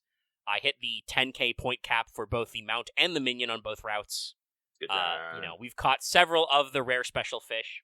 I am, like, remodeling our house as we speak, because we're going to put some of this shit on display. Oh, yeah. No, they look, I've got a few in my room, so they look good on canvases. Like, it's a fun time, and we talked about this a little, I think, on Wednesday, but I'll recap, because Lucky was very sleepy that day. I died. Very eepy. But I appreciate that, like, and Final Fantasy XIV is good about this for a lot of systems. We can tell now that the boys have actually taken me to the Bosnian front, so I've seen what some of that is like. 14 is very good about giving you honestly quite involved systems that don't have to be that involved, but are probably better for being that involved. Well, finish your thought. Yeah, I was gonna say, because like fishing is almost ludicrous at times at how nitty gritty it can get. And obviously, like, sometimes that's to our consternation as we are constantly battling the ocean. oh gee, I have to get Fisher's intuition, switch bait, and catch a special rare fish, which can only sometimes be caught with this bait. It's not guaranteed, all in 15 seconds, you know? It's... Well, no, it's you have to sometimes... You have to get the spectral, get a fish, mooch that fish, might have to do that twice, and then switch to another bait to get the super special fish. I am still trying to get a glass dragon. Yeah, no, the ways you proc intuition in a limited time randomized event, and then also only have 15 seconds to reap the rewards of your intuition, usually enough time for one cast, if you're lucky, because it will run out mid-hook. It's, like, ludicrously intense. I've talked about this with Lucky and some of the others, but I feel like we failed, the fish gets away more now that we're level 90 than it did before. Like, I don't know if it's just because we stopped using, like, patience and shit, though patience has its own problems, But, like, it's just, there's a lot going on, but also, like, at its core, it's, like, genuinely a robust system that you can really have some fun just, chilling out for 20 minutes. Yeah, I'm not going ocean fishing, but I went to go check the dock. Yeah, we're packed. Yeah, I bet. No, I guess I actually I don't remember if this was on air or not, but I mentioned earlier I'm skipping ocean fishing basically today because I have other shit to catch up on. But we've been well into the 14 hole pretty respectively, as we usually are during a Moogle Tombstone event. But there's many rewards to be had, many funds to be gathered, and so we're in here. I am actually hoping to scratch off most of my things off the list so I can also turn into some platinum MGP cards because as you might expect from it being the casino, there are some bunny themed outfits available in the Gold Saucer, and I probably need those at some point for some kind of glam. I am playing a bunny woman. The funny part is that no, you can't wear the headband, but it doesn't matter. Viera can't wear the bunny headbands, but also that's like the one headwear where it's like, no, of course this makes sense. Why would you wear bunny ears? You already have them, idiot. Double bunny. But yeah, so like it's a fun time, and we're getting in there, and I'm sure we'll be back once again over the weekend for more fishing trips and more grinding out different stuff. I know you've been swaggling through a few hoops. I've been unlocking more content. I finally unlocked the Doman Enclave so I can donate to them all my fish that I capture during ocean fishing. So it's a fun time all around. If you want more glimpses of this, watch our 14 streams. Every Wednesday. Yep. Also, honestly, getting pretty close to Endwalker. Like that'll probably be early next month, which gives we still don't know the exact date, but I don't know why, but I'm feeling like a July vibe for Dawn Trail. I can see it. But summer, so I don't know if we'll be mad dashing. I mean, it is kind of long, so I guess we'll see. I definitely want to get into all the normal and alliance raids for Endwalker, definitely. So we'll be chilling, but we'll see what's up. There's some stuff and some things, but it's fine. We'll get in there. Next week should actually round out Hildebrand for the Stormblood time period because I hadn't caught up on that, and we will do that, and then probably get started on the trial series for Shadowbringers because it's. The guys, the crows say it's good. I know some people on the internet may argue that one a little, but no matter what, that means that it's interesting and important for the fandom. Well, we'll see quite how much Whiplash because we got to do the big finish and then get out of here. But yeah, anything else going on with you in 14 you want to talk about? Not in particular. I've just been slowly working my way through things bit by bit. We are having the Valentines event in 14 right now, and it has the very lovely Love Hot emote. Yep. You want to show someone your wholehearted affection for them? Now you can. Hit the pose. Yeah, like I said, right now I've been staring at the house, trying to figure out what I want to do with it. Again, I have complained about this often, but like I said, we don't actually use our house. We don't use our house for anything. We just kind of. We've talked about it before. Legendary, what the fuck? Very specific emote. Where did you get this? Oh, I see where you got this. This is a Lythero emote. But no. The reason why our the house is kind of an oddball is it's cool, but the game will not allow us to log out or exit instances inside the house. We end up in the front lawn anyway. So when we're doing FC stuff. Team up stuff, we just congregate in the front lawn because we'll end up there anyway, right? Yeah. And we do actually, like, I think most of the people in the FC have private chambers. I know some of them have actually gotten to, like, opening them up to guests. Like, I opened mine up if you want to go look at my fucking prints. There's really not much else to see in there. I've got, lots of wall hangings, and I have a futon in one corner, a desk, and I bought the Kugane Phasmascape, which takes up a block of one of my walls. I go to bed looking at Kugane at night. But, they're still out there. We've got a few of them. I know some other people have actually decorated some stuff. But yeah, the interior is big. We have 3 levels. We have 3 levels, and like I said, we don't really go in there. Like, we'll run into, like, the additional chambers. I basically put all our vendors just right up front in case you need them, along with, like, the bell and the company chest. Yeah, and that works. Definitely there's, like, moments of, like, people being like, oh, hold on, and then they, duck in and do that. But yeah, a lot of the other spaces, like, it's really cool, and I know that, obviously, you yourself, Lucky, have sometimes got your interior decorator vibes. I know a few other people in the FC have, felt the urge to aestheticize, but I don't want to say it's pointless. It's just the kind of thing where, like, as we've gone on in time as a group, we're just not in there as much. No, like I said, like, it's just too much space for, like, people who aren't like necessarily using it well. So it's like I said, I have cleared out the front. I'm like, I've been thinking about it, making like a more open plan. I'm gonna like move some stuff around. I did joke about a breakfast nook because you discovered that there's Manderville cereal. Yes, there's a Manderville cereal. But other than that, in 14, nope, it goes on as it goes on. Working on leveling Paladin. I'll be switching to leveling Dragoon here once I get that to 90. What's your current Dragoon level? Like 0? 0. That's gonna be very interesting for you. You get to beat Stadium before he was cool. That's gonna be very interesting to see. Yeah, but no, the only 2 classes I have after Paladin will be Monk and Dragoon. And then it'll just be waiting for one for Dawn Trail, which I will have to get everyone to 100. Yep, you got your 10 levels, and you'll have 2 new classes, though they'll start at 80 at least. Yeah. If they did talk about in their stream how they will be having a new field operation in Dawn Trail, and if it's a good way to do like high level leveling, that might be good. But otherwise, I might just be, slowly on the grindstone.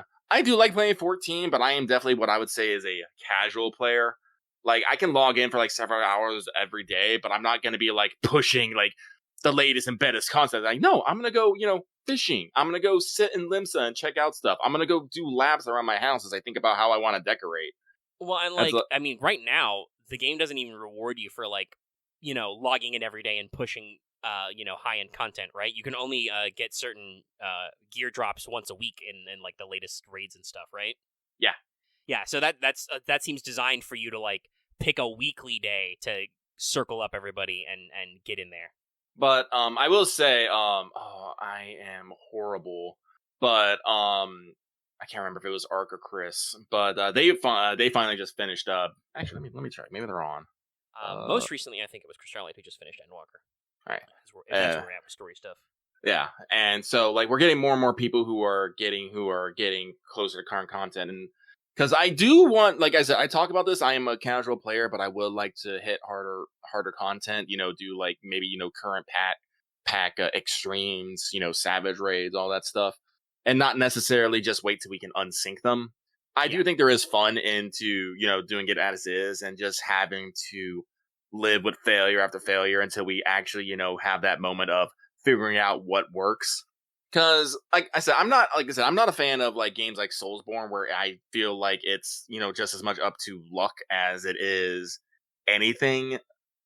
Because Final Fantasy 14 mechanics, like they're all set and they all have specific rules. If you're standing in a place, you will be okay. Whether you understand what that place is, well, that's on the player. And I do kind of enjoy that of having that moment of figuring out what works. Yeah, ultimately 14 is very strictly positional, basically. Like, either you need to be standing in a space because that's how the game checks everything, is basically where your feet are.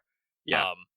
Or it like drops a specific target on you, as opposed to it's sometimes it's reflex based, but like it's not like like a Soulsborne, like a Sekiro, where it's like, well, you better get good at parry timing or you're fucked. Like, you can learn the names of attacks and mechanics and pre-learn stuff, and we've done a few we've done a few Savages and stuff, like obviously not anything super late because I can't yet, not at Edwalker just yet.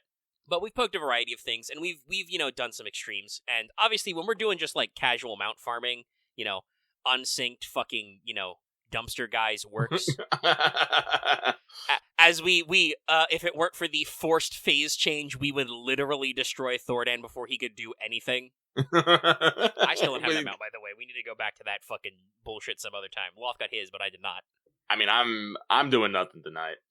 Well, it's a little late already, but I have P3'd, so I'll see how long it takes me to do this edit. If people are up and about, I don't know how gassed everybody will be to do Thordan, but we'll see. Like I said, only Ark and Chris are on right now besides me, so yeah. And Axe is also in the dark hour. Yeah, I mean, I don't know how much he's been playing today, but he might pop out. And Loth is probably over at his friend playing. Does Axe need a Dark Lantern? I don't remember. He wasn't in with us when we did the run, so we'll double check this later because we got a few other things to talk about, and that'll probably decide what else we're doing this further eventide. Because there's more Final Fantasy stuff in the news. Yay!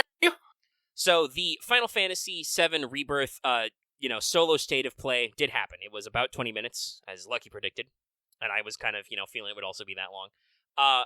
Some people argue that it's, we're about a month out from the game. It's too much content. We're showing too much. I don't think. I mean, people can say that, like, and I don't think this is universally true, by the way. I'm pretty sure not that many. I don't think any of the big shit from like 16 was revealed in any of the pre-release trailers. People were saying there was too much shit in there, but like honestly, that was mostly from all like the fucking the super early parts.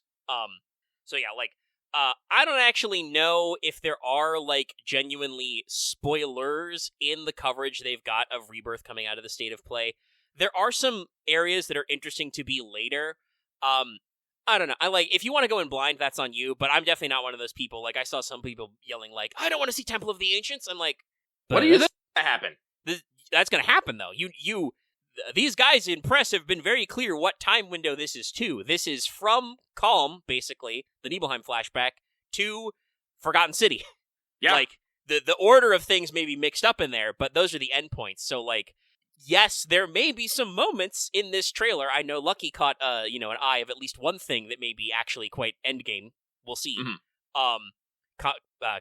Commenting on how many people are in group shots and stuff like that. Yeah.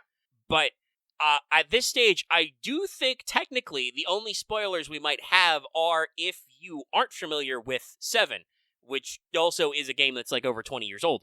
And like I said, I think any of the actual twisty-turny stuff, they're not showing us yet. Like, any of the things you think are gonna be, like, big reveal moments are probably not, happening. Like, they're not in the trailer. I mean, honestly, like, that's how they've kind of just been marking it as a whole. It's all, like, I think, like, in one of the lines, it's all, like, your actions will determine Aerith's fate. So it's, like, they're just leaving it up in the air, like, what is going to happen to her? Do you know? No, you don't. And so it's like, no, like they know what they're doing. They're giving you the suspense. Yes, they're building the suspense, and they're giving you nice set and action pieces. And like I know the trailers show a lot of stuff going on with Zack, but also I don't think they're actually showing you anything that's going on with Zack. Like that's all like so. That is literally uncharted territory. That like. Zack exists. It's like, none of the things you show in that could fucking make any sense yet. And they've got a lot of cameos for character showing. We saw Cisne. It's a fun fact because they released some character bios. We're gonna meet Cisne in the Gongana region. She's head of the Gongana Youth Brigade. Well then, yeah, this is an interesting fact. I don't think that's a spoiler. Yeah. I think that's just a cute detail. We'll figure out what's going on with her. And like I said, a lot of the game is like, if you know already. Now, and I want to phrase this way, it is possible that the, writers, producers, and directors of Final Fantasy VII Rebirth are just lying to us in press releases. But, assuming they're not doing that, and I'm somewhat okay with them lying with me, because, I want I want to be shocked. Yeah, I want to be surprised. I want to be bamboozled. We'll see what happens. I mean, like, I know that Yoshipi Naoki Yoshida, like, he downplayed some stuff about 16 in press releases for more of a vibe. I remember there were definitely some comments about romance that were not really true. No, I don't actually think that relationship between Clive and Jill was, like, a big feature of the actual total gameplay hours. But there was maybe a little bit more of that than the team was letting on. They were trying to keep us in the mystique. But technically, strictly speaking, what they have been saying is that the parts of Final Fantasy VII that Rebirth covers, the parts that are of that game, I think we can count the Zack stuff as separate because that's all like the weird wibbly-wobbly uncertain future stuff that they introduced at the end of Remake. But they said that the content that Rebirth is going to cover that's Final Fantasy VII related is going to cleave pretty close to the content in Final Fantasy VII. You're going to see the set pieces and the areas and the stuff you'd expect, right? Mm-hmm. And also, they have been saying for a while that when they end this trilogy, it's, again, allegedly, according to the press release, it's still going to tie back into compilation titles that are set later. This will still go into Advent Children, this will still go into Dirge of Cerberus, etc. So that means that relatively the actual, like, textual, series of events can't change that much. It still has to kind of, start where it starts and end where it ends, kind of a thing. So, I don't actually know, like, how much spoiling there is to be. But like I said, if you want to go in completely blind, maybe don't watch all of because I will say this, it was 20 minutes that was just Final Fantasy VII Rebirth, so, like, there's, like, 6 different trailers they chop that up into, You don't maybe need to watch all of that. I'm very hyped to see all of it because the trailers are beautifully cut. They showed us a lot of footage, a lot of great memes, much more focus on the synergy system this time around, so... fucking Aerith putting on Barrett's glasses just lives in my head. Yes, the Aerith and Barrett were both wearing sunglasses is fucking tight, double thumbs up, big chef's kiss. It's so good. And there's all kinds of other stuff. The community has been also having a great time with Red and Tifa's synergy attack, where Tifa fucking does like a tiger pose, the flexibility on that girl. No, I'm about Red in the fucking soldier's uniform doing a fucking spin and pose. Oh yes, no, Red gets to hit some fucking poses. We're okay with this. It's great. No, like there's just so much. Like this game is earning the fucking 2 discs, right? Like, oh yeah, they're doing a lot of stuff. And part of that was what this trailer was about. They actually like talked about the world map, and they're like, no, the world map is in. We made it work, guys. We've got the world map, and you're going to see a lot of regions. You're going to see the Calm region. You're going to see the Junon region. You're going to see, the Coral region, the Nibelheim region, Cosmo Canyon, etc., and some other places besides, kind of a thing. And like, great press release overall. And I think there's a lot of joy to be had there. And I do. Press-wise, I like what they're saying about the synergy system. They're saying that synergy will grow as you grow your bonds and level up your characters, and will be a separate new progression system. I'm like, good, thumbs up. And obviously, as basically everybody expected when they said they were doing a Rebirth-focused state of play, hey, the demo dropped after that. Yarp. So right now, it's only one half of the demo. It's like a 50 gig download, but you can only access one part of it, which is the introductory chapter of the Nibelheim flashback that day 5 years ago.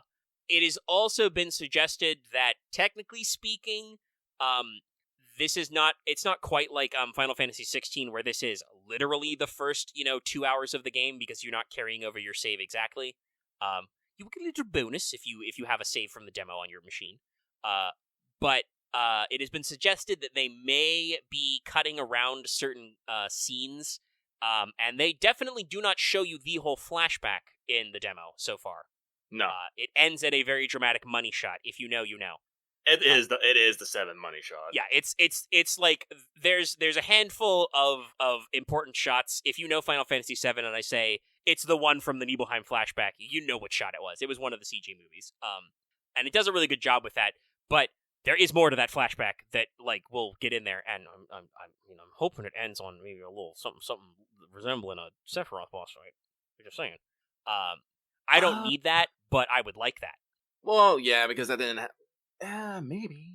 Because I remember how that happened in the OG7. They do the classic, look at Sephiroth, now look at you, back to Sephiroth, back to you, again and again and again and again. And then the flashback is over. Yeah, it gets a little zoned out. But we might do a little bit of a Crisis Core callback, let's say, with that. But yeah, so the demo dropped, and at a later date, they will be adding a separate demo segment, which will be much more open-ended. This is a demo that's already been available to press and like hands-on previews, which will be you get to bum around the open world area around Junon, and actually get to like try out more mechanics and stuff. Depending on what day they actually drop that, I have not streamed the new demo so far. I may end up just replaying like both parts of the demo and streaming that as a little teaser. We will probably not be streaming all of Final Fantasy VII Rebirth for a while. First of all, I would like to beat all of it first before we, and like look at all the little things. But yeah, the Junon thing will probably be very exciting because that should, well, first of all, I'm fairly certain that means that we'll be getting a look at Red as a playable character. So that'll be good to check out. But also, we'll have a wealth of characters to actually explore. I do like how they talked about in the state of play that every one of your party members does have unique traversal mechanics still. Oh, yeah. Barrett can still shoot things. Yuffie can do like flips and jumps. Tifa still has her grappling gun. Apparently, Red can run on walls, which is a thing he did in remake. So it's all looking very good. But I'm sure live stream. Yeah. Aerith can push magic buttons. But I do want to say, so let's talk about that demo, like gameplay. First of all, demo, good demo. Good demo. I'm again, while they may have cut some of the cutscenes around to like make it flow a little faster, as an introductory segment, it really slaps. It slaps in several ways. First of all, the sound. Once again, the OST is going to be like 400 tracks, I think they said. Yeah, huge. Oh god, the music in the demo, chef's kiss. They play, a nice new remix of, I believe the track is called, depending on the translation, either Anxious Heart or just Anxiety, which is usually the flashback music, but they do a perfect rendition of this when you're in Nibelheim. They do a thing that I fucking love, where when you're outside, it plays one mix, right? But when you go inside a building, the mix changes. There's a fucking guitar cowboy cover of Tifa's theme. Yeah, because she's in her cowboy outfit. Yes, she's in her cowboy phase. And then, basically, as you jog up Mount Nibelheim, we do a walk and talk with the credits, right? Mm-hmm. To one of the best renditions of the theme of Final Fantasy VII ever. Like, it's just so fucking, swelling orchestra and shit and big vistas, and you're just like, yeah. Oh, no, I love some of that. I especially love how the camera pulls out in some of those areas, too. Yeah. Like, they do some cool camera tricks. The battle theme in that area is, like, got some banjo action in it.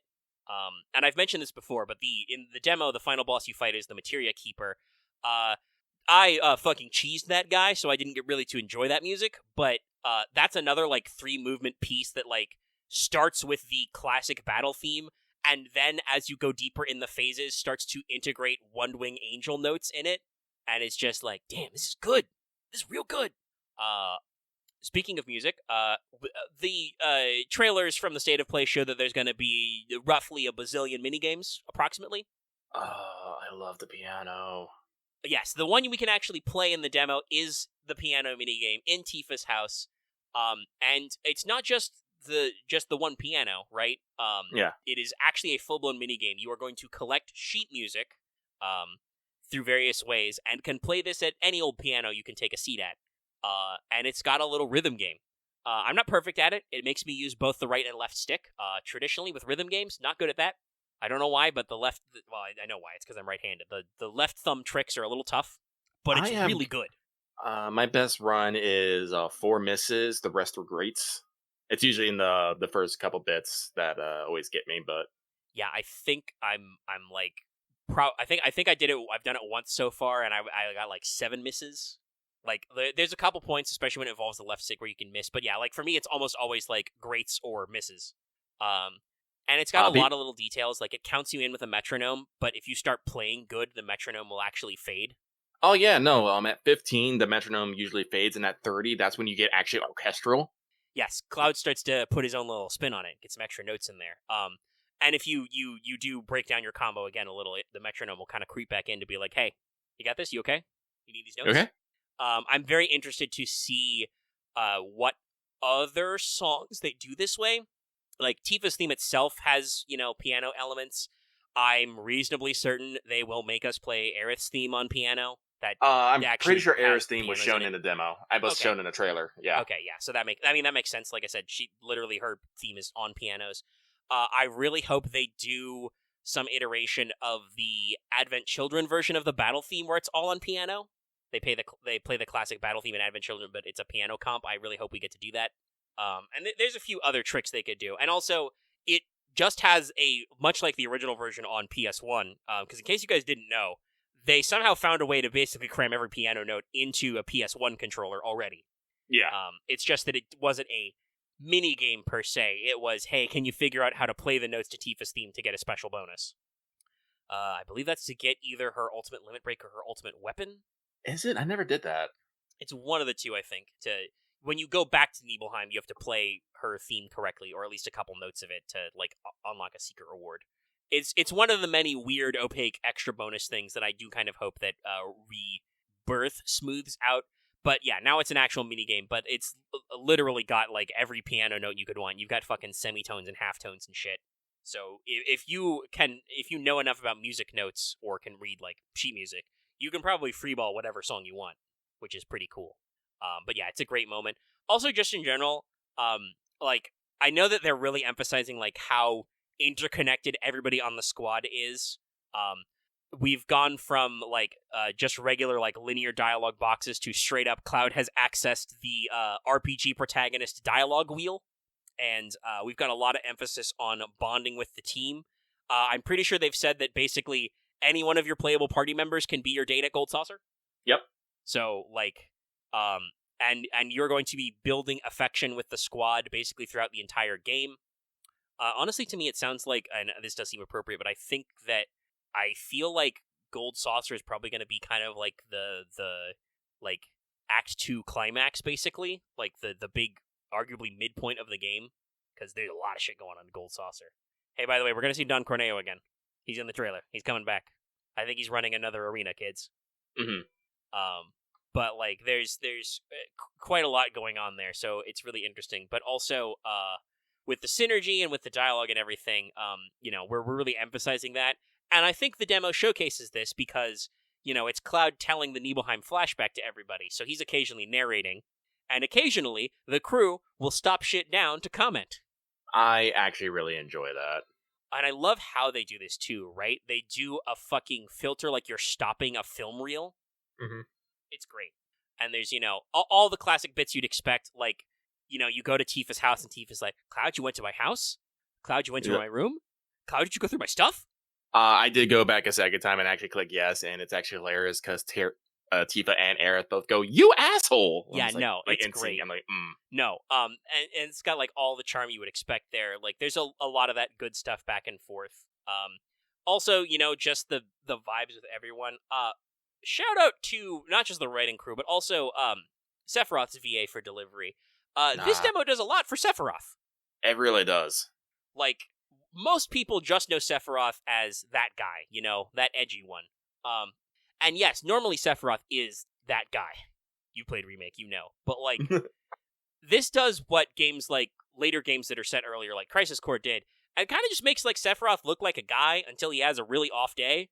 Actually, and that's why I love Barrett actually, comments on that. It's because you're basically telling the Barrett's wait a minute. It's you're just making Sephiroth sound like an alright dude. And Cloud's he was. And yeah. Until it happened, Yeah. He was... I mean, Cloud does say this later when you, meet him in the inn. He's like, I probably should have seen the signs. Sephiroth was a little off since we got here. But that's also a great time, because, Sephiroth has this, low-down conversation, and then he ends it by saying to Cloud, good night, or, in Japanese, oyasumi.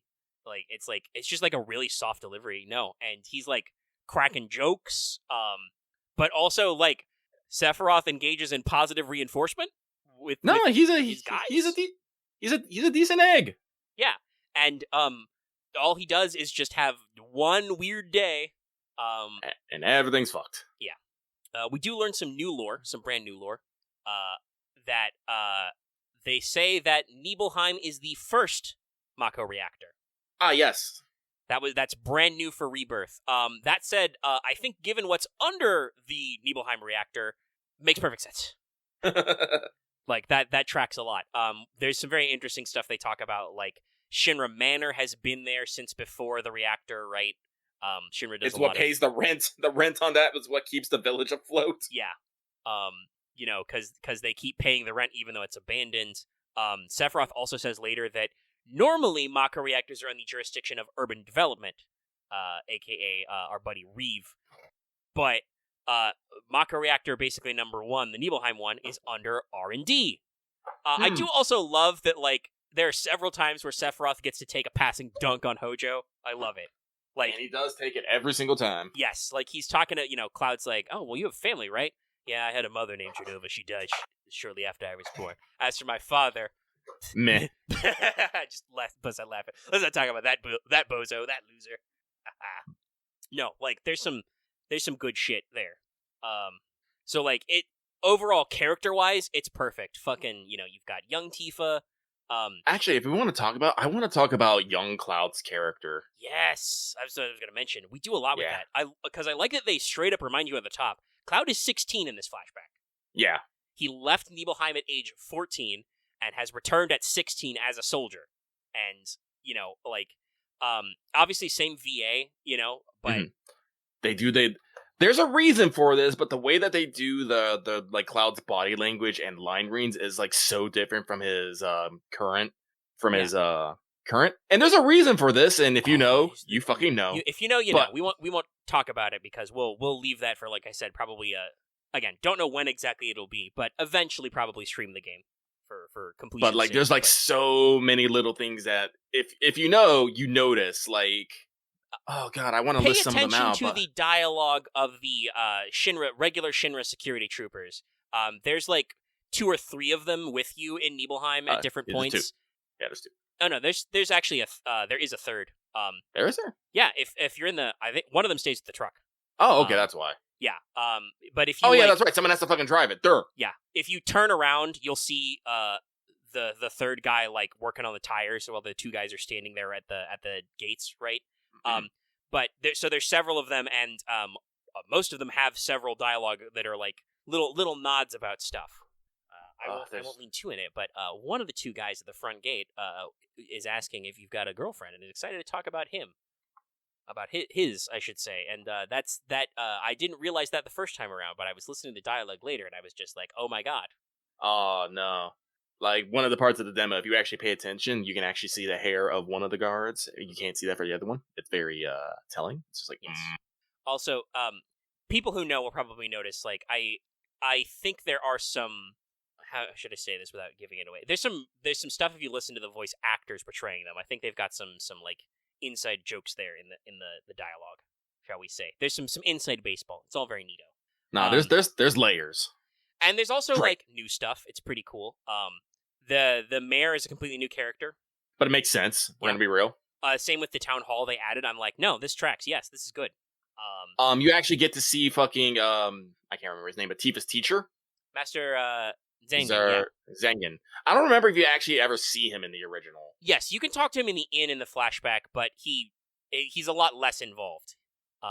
Also in English, great voice work. I've forgotten his name off the top of my head, but he's the same VA who does English Sojiro in Persona 5 and lots of other iconic roles. And it's so perfect for Zangan. Fucking, I knew that name. I can't remember it now. Yeah, I can't remember who it is right now.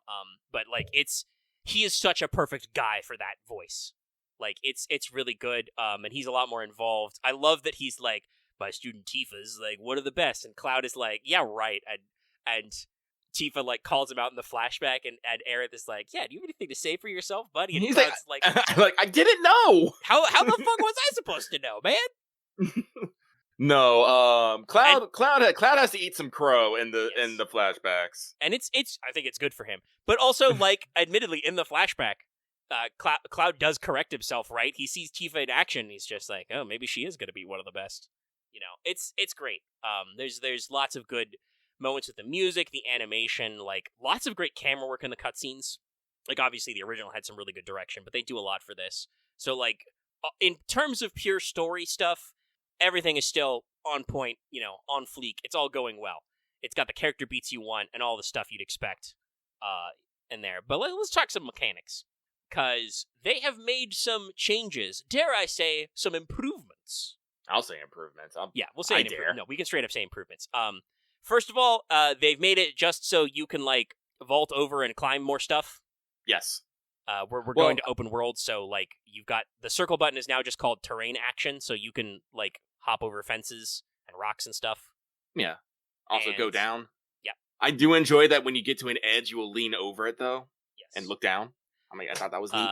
Also, apparently, Sony must have supported them with uncharted ledge technology. Yeah. There are some yellow ledges. Yes, some people on the internet are very baby about this. I will say, though, they are baby, because this game is, like, very high fidelity and good looking and, like, has big sweeping vistas. If where I was supposed to go was not marked, I would not figure it out, right? Like, if it was not defined by where I could walk on the map and, like, little icons say, hey, you can squeeze through this. Hey, you can climb this ladder. I'd get fucking lost, okay? I do not mind when video games are like, hey, stupid, go this way. Because I'm like, yes, I am stupid, thank you. Yeah, no, you either go, good, I need to go this way, or you're like, oh, so you're telling me to go that way, so I will go every other way. Also true. Yeah, that's how these kinds of game work, so I don't mind at all. But it's a good addition that you can, like, actually get some more verticality, But combat is improved. First of all, I'm pretty sure that we are just doing away with, definitely with deadly dodge, and I think maybe with the parry effect as well. Now when you dodge, and Cloud does have a slightly different dodge, it's less of a dodge roll and now more of an actual, like, sidestep. Mm-hmm. If you tap square out of a dodge, you do a long-range attack. Blade Beam is just part of your moveset now. If you hold this button, you'll do an aerial launcher instead and can kick grounded enemies into the air to do air combos, which have also been overhauled.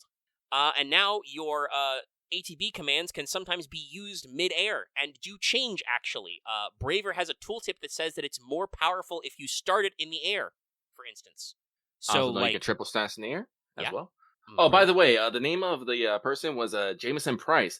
Fun fact, they voiced Reeve in Dirge of Cerberus. Nice. Actually, now that you say that, I hear it. Yeah, that's cute. We got a lot of those little nods. But yes, no, he has a very, very long and robust voice acting career, and like I said, is a perfect fit for Zangan. But yeah, so aerial stuff is a lot better, and again, integrating deadly dodge just on everybody, presumably, is really good. We've also ported over the perfect block mechanic from the DLC. Now every character can perfect block. Yeah, I had to do that on the swing fisty dude a bit. Yeah. And you get that's why I figured it out. Yeah, enemies get staggered a little bit, and you get some ATB back when you do that, and it completely negates the damage. So like just more in-depth combat, more stuff going on. But also genuinely not forgetting the RPG parts of it as well. We have several new materia they've showed off. One of them is just the level up materia, which is a blue material that just makes whatever materia you have it attached to one level stronger. Yep.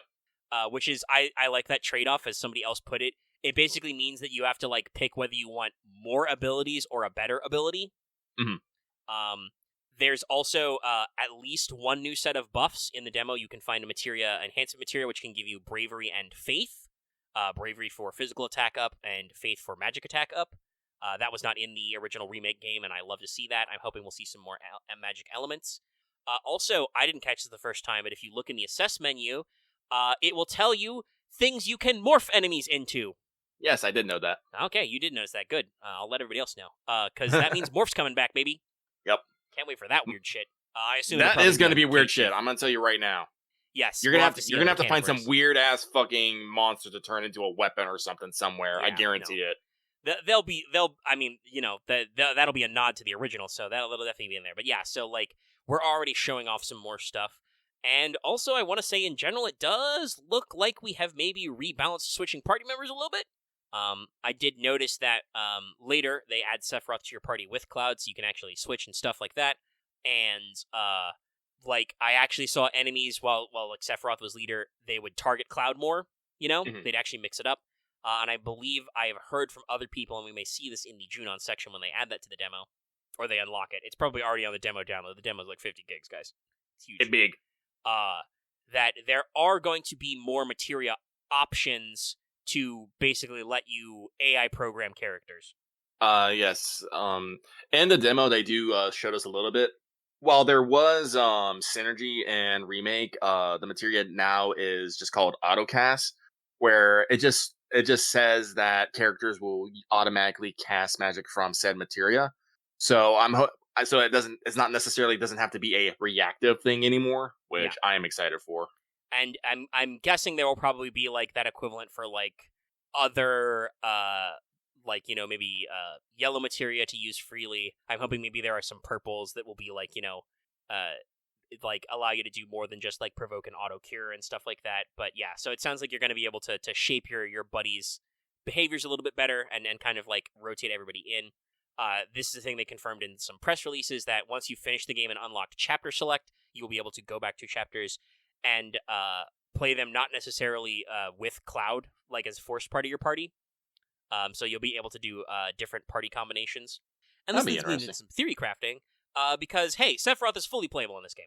I was interested to see if they were going to make him like Sonon in the DLC and have you not physically control him. But no, that's literally your first character you play as is Sephiroth. You can't fuck with his materia or his equipment. And boy, howdy, is playable Sephiroth a thing. So, Sephiroth's special thing is his triangle command is basically like, I don't even know how many it is. It's a lot of different triangle commands, actually, because he's got this thing called Aura Charge, and basically, as you keep hitting people with your normal square combo, he will unlock more finishers in your triangle button, which you can chain and also use separately. And like he's got like a full like character action game combo. Like every different square press almost is a different triangle ender you could go into, and it's wild. He also has a couple of his own abilities. He has access to Zanshin to just shoot sword beams at guys. He can do the Hell's Gate move to just appear above people and crash onto them. His limit break is Octo Slash.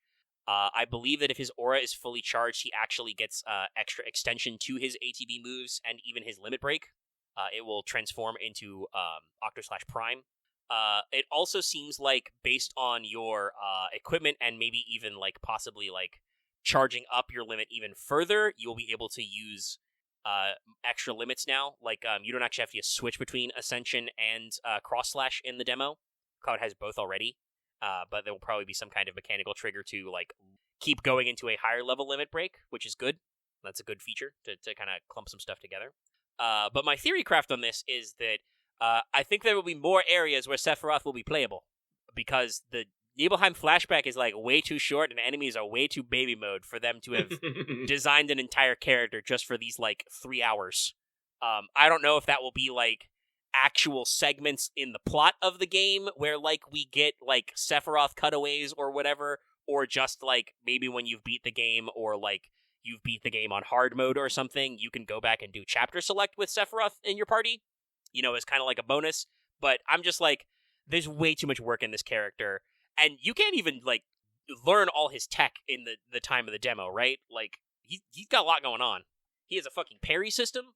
It's in depth, okay? It's real neat. But I hope for sure there's more opportunities to use it just than in Nibelheim. Especially because some people may end up skipping the flashback. If you have a save of the demo, will be able to apparently do that in the main game.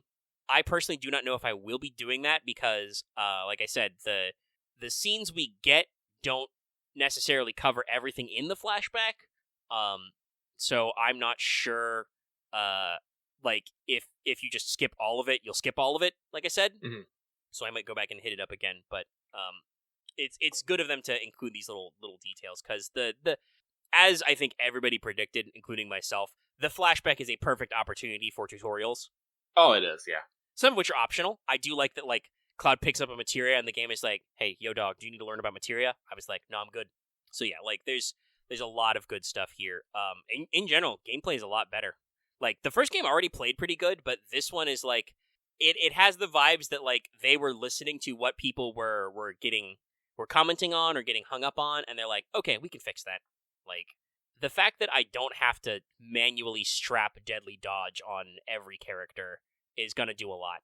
Oh, and this was something that several people noticed, but I know, Lucky, you pointed out loud. Your materia bars on items seem to be longer. Yep. Very likely you're going to get more slots. The thing I'm mostly concerned about if we're going to get more links. Yes. Probably. I don't know if... I think there were a couple of items in the original that were tri-linked. Yeah, there wasn't a lot, but there was like more than double link because you could, slop a few things together. Yeah, there were a couple cases where you could... There were like, maybe not unique, but there were specific items that allowed like tri-linking. So I would be interested in seeing that as well.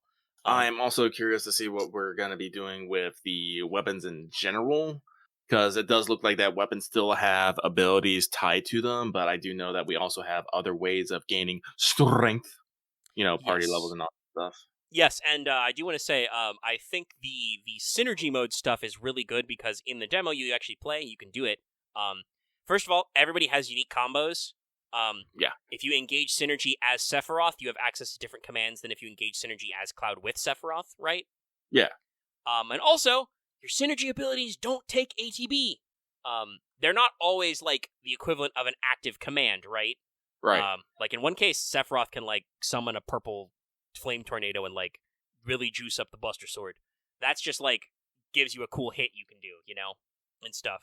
But other cases, it's like they double up to do, like, wombo combos back and forth, other stuff like that. So I'm really glad that they gave you these abilities without using your ATB resources, because those can be, like, really important.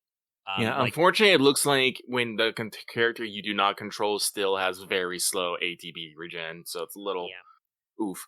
I don't know, but I will say I feel like a little better about the switching back and forth between Cloud and Sephiroth so I can keep their ATB up. Yeah. I don't know if it's like was easier, but I felt like better about it. I do think that in general transitions, both like in terms of like animations or also like cameras and mechanics, are snappier in the Rebirth demo.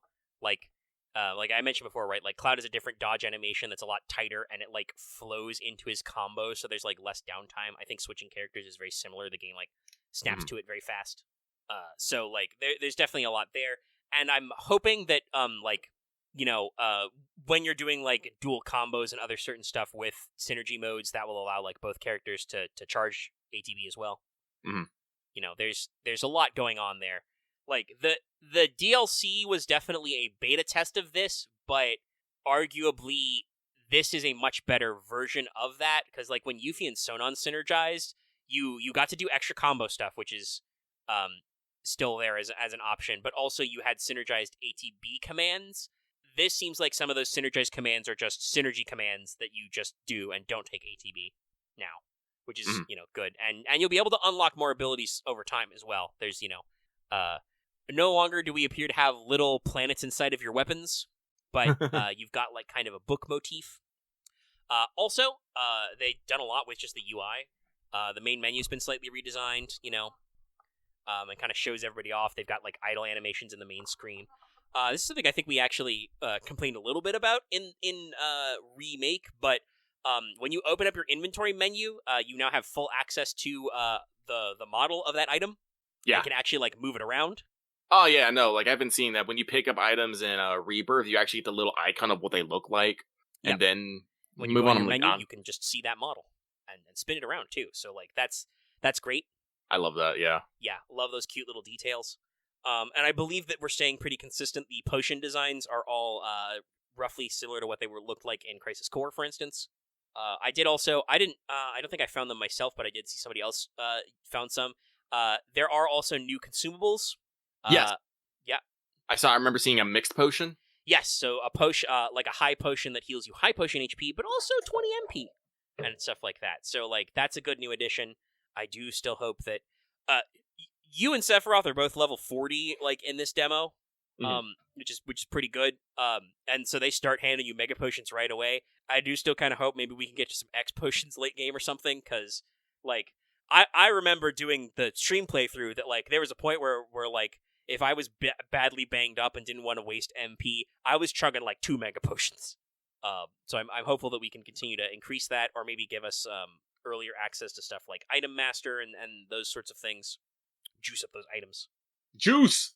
And yeah, and just like, all in all, super pleased with this demo. I'm very excited to see the Junon area. One, because, we'll get more action with all the teammates and a lot of stuff there, but just, there's a lot going on in this combat, and I really want to play around with that materia stuff. I will say it is interesting, and I do not know if that means that because they're giving us more slots, they are going to be tighter about it, but it does look like, at least in the demo, that the dedicated summon slot is gone. Yes. I have heard some people guesstimate that the bar on weapons and armor now looks long enough for there to definitely be at least 8, which was the cap in the original 7, but maybe as far as 10 slots. I mean, I'm not going to say more to more. No, if you want to give me 20 materia slots, I'll fucking do it. But I don't know if I want to extend, like, I don't want to be out here saying there's definitely going to be 10 slots. Like, probably 8, because that's 2 more than we got in Remake, and was, I believe, the cap in the original game was 8. But it does seem like maybe, summons are going back in your normal slots, which will be very interesting because that's actually that was a strat in the original game that you couldn't do in Remake because summon materia were elemental or had added status effects. You could combine them with blue materia like elemental, like added effect, like warding, right? So I do actually kind of hope they go back in our main slots because that'll be a fun way to get your elemental damage on. So yeah, all in all, very positive overall. Anything else on your end, Lucky, about demo gameplay I haven't hit on yet? Oh, let's see here. Let's see. I love the piano minigame. I enjoy the voice acting and the story so far. The set pieces have been Fort Condor's coming back, or something like it. Yeah, something with that art style anyway. Yeah, no, like we're like in the trailers, they definitely showed off some stuff. It looks like Fort Condor. Looks like you might get to put players in there. Since there is going to be like an open world map, it looks like you might have to investigate some radio towers to find points of interest. I remember I heard some audible groans at that. Yeah, I believe that was already mentioned. They talked about in like text press releases. Chadley is also touring the world, and so he will ask your assistants to activate old Shinra radio towers to like reveal points of interest on your map. But this is a big fucking map. I'm okay with that. Yeah, but God, so many games. Like all the locations look amazing. I know we're going through the set piece, but like people complain about it, but seeing the fucking Temple of Ancients be fucking assembled is a fucking trip. And then seeing some of what are definitely the interior shots where shit is really trippy. Yeah. No, like They didn't show me the one I really would want to see, which is that fucking MC Escher room with just the stairwells. Oh yeah, it's gonna be wild. Like you see a couple shots from Forgotten Capital. And very few, but a few. There's a couple. There's a few. I mean, they look ethereal. I'm excited to explore like all these regions, especially because like we haven't really talked about it, but like all the chocobo stuff is looking fucking crazy. Yep. Like some chocobos can climb up walls. Some I think all of them can just basic swim because I do believe you are just basic. I think what's gonna happen is you're gonna get because they showed a Midgar Salam. Or is that how it's pronounced? Or it's yeah, I mean it's supposed to be Midgar Zormer. Midgar Zormer. I've always said like Midgar Salam. I don't know why. Yeah, that's how it was translated in the original. It's supposed to be Midgar Zormer, but with like a Z sound, just like Final Fantasy 14. But I don't actually know how they will carry it over. I don't know if that's going to be a optional fight or not, but I do believe there was a scene in the trailer where you had a couple chocobos swimming through the water. I believe that is going to be it's swamp. So yellow chocobos can do basic swimming, but then they had like brown chocobos climbing. Like it looked like a blue chocobo was like floating on a water jet. I'm not entirely sure. Yeah, they've captured the wacky stuff. You definitely I think was it the green one that can like glide. Yeah, we got all the stuff here. Chocobo breeding's back, baby. Yeah, I know. And they showed off like a bunch of like mini games. Like apparently we're gonna do the marching in Junon's gonna be I don't want to call it a rhythm, but I guess it is kind of rhythmy. What little they showed reminds me of the dance mini game in Remake. Yeah, like they've got the floating face buttons that are timed up. Also, definitely showed not just Cloud in there. There's a shot where it is very definitely Tifa in the uniform, and obviously, we forgot to mention the most important thing, Lucky. Not only did we get to confirm Soldier Disguise Red, Sailor Barrett is in, baby. He actually looks pretty good in it. Yeah, he's rocking it. Also, it looks like everybody is going to get a Casa del Sol costume change. Yeah, no, that's the other thing I'm pretty excited about, because we saw this in Ever Crisis and stuff, but the costume team cooks. They got some shit, and it looks like they're bringing a little bit of that magic to the games. Because definitely Aerith and Yuffie have some vacation gear. We saw, Red 13 in soldier outfit. We saw Barrett in the sailor outfit, and I'm hoping we just get a little bit more of that like throughout the series, because I do want to say that is kind of one of my personal peeves about RPGs, is just where a character will wear the exact same thing the entire fucking game. I'm just all like, I was like, this breaks my immersion. Yeah, it's one of those moments where like you take it for granted back in like the PS1 and PS2 day, but nowadays you're just like, okay, like for instance, I mean, I don't actually think we will get all the way to the North Crater Icicle Inn kind of area, but in the original game, you just walk onto the fucking glaciers at the North Pole wearing your regular outfits. Tifa is still wearing her skirt and crop top, her tank top. No, that one shit's really not going to fly in this art style. No. Hell, Barrett doesn't have sleeves. He's also going to be cold. So I'm hoping that we're setting up for like future shit where you actually get to go through these models and hopefully not just time sensitive. Like hopefully we can do some switchbacks and stuff. That would be quite nice. But like speaking of like mini games, we saw the new dolphin mini game. Looks like you actually might do a little bit of dolphin riding, get points. We saw a few of the Gold Saucer mini games, like they've confirmed G-Bike. The confirmed G-Bike, and, what do they call it? Virtua Fighter? Not Virtua Fighter. That's a brand. But like Virtual Fighter. There's the minigame. The punching mini game. Mog House seems to be a thing too. I think it might be a little bit more expanded though. Yes, they made it sound like, because they talked about it like an open world activity, they make it sound like you'll be able to find like Mog homes in the wild and do this mini game. Yeah, which is cute. If obviously is in. Yep, and there probably will be a Coliseum battle as always. Definitely showed some shots that we're probably getting in the Coliseum, and like I said, I predict that is where we will meet Don Corneo again. Probably. Like I said, we're probably a little bit we're too early for snowboarding and submarine, but I'm excited to see that in the third game. Yeah, that's going to be very interesting to see to get full snowboard and stuff like that, and the submarine, and even more stuff. They also have straight up said, like, Nomura is already talking about the third game. He straight up said, "We're getting the airship. We're going all along. You're getting the airship, baby." Like they're going to do that. So that'll be really interesting to see that. To actually get in the high wind from this like art style, right? I really do. Well, like see, the high wind doesn't. I'm trying to remember. You can see the high wind at Junon. Yeah, no, you do not unlock it until after North Crater. When you are fleeing Junon the second time is when you get access to the high wind. Yeah, because that's when Sapphire Weapon is being a Sapphire ship. Weapon attacks Junon. It's going to be interesting to me. I think if they're... I've talked about this before about where I think games are going to end. I do think that would have been a really good place to like start a tutorial on a third game. Depending on how exactly this one ends, it sounds like we are not doing that, and the next game will possibly start with North Crater. And like... It depends. Like, I think I have my own ideas of how the game is going to go, but at the same time, I think this is why I want to talk, like, what people know. I don't think the game is necessarily going to change, but the game is definitely going to expand.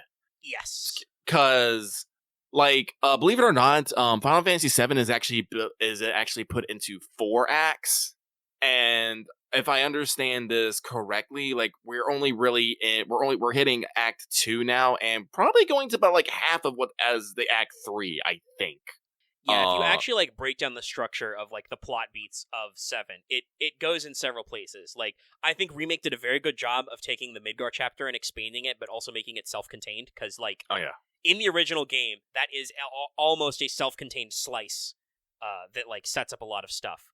And then there's just a lot of just wandering around in the woods until you finally hear about the Black Materia. Yeah, it does kind of sound like maybe they're setting that one up a little earlier, but they might not. Yeah, no, I think they're definitely expanding Cosmo Canyon like a lot more than they did. Yes, which is good. I like Cosmo Canyon. I would love to be there. Yeah, Chat, I'm gonna warn you. Like, I'm gonna be that guy. I'm gonna be alone at like 3 a.m. and I'm gonna walk into Cosmo Canyon and they're gonna start playing the music and I'm gonna like fall on my floor crying. Like, Cosmo Canyon is such a beautiful piece of music, and it's gonna kill me to like actually like hear it in this orchestration. But no, like, that's what I'm hoping. Like for 3 is like I'm hoping 3 becomes this big almost kaiju kind of movie thing where it's just like the fucking weapons are out and you're like, oh my god! Yeah, I think Nomura said that he hinted that weapon battles would probably be in the third game. I think we can all assume they will be. That's where we're gonna hit him. We'll hit the airship, which will like really expand the scale. Also, I don't think this is a spoiler because it's like a thing that you know about. But after North Crater and where we're probably putting the third game, that's the part of the game where there's a giant fucking meteor in the sky all the time. Like, that's gonna really switch up the scale of things, right? To just see that big, purple motherfucker up there all the time. We have a new map theme for that, that's gonna like really change the vibe, and I definitely think there are gonna be some very interesting things that we can see in the third game, which is crazy to me, by the way. We're getting pre-hyped for the third game in a series, which is presumably several years away. The second game hasn't even come out yet. we still got a couple more weeks before that hits, and all 120 hours of that shit goes on. Which is already like so dense. Like I had a little moment earlier because I remembered we're gonna have like fucking a minecart minigame. Like they showed that, like Barrett and Yuffie riding on the minecarts, the tracks from North Coral, like shooting at stuff. It obviously looks like Fort Condor's gonna be in. We've added entirely new mini games like the piano, like Queen's Blood, the card game, which is everywhere.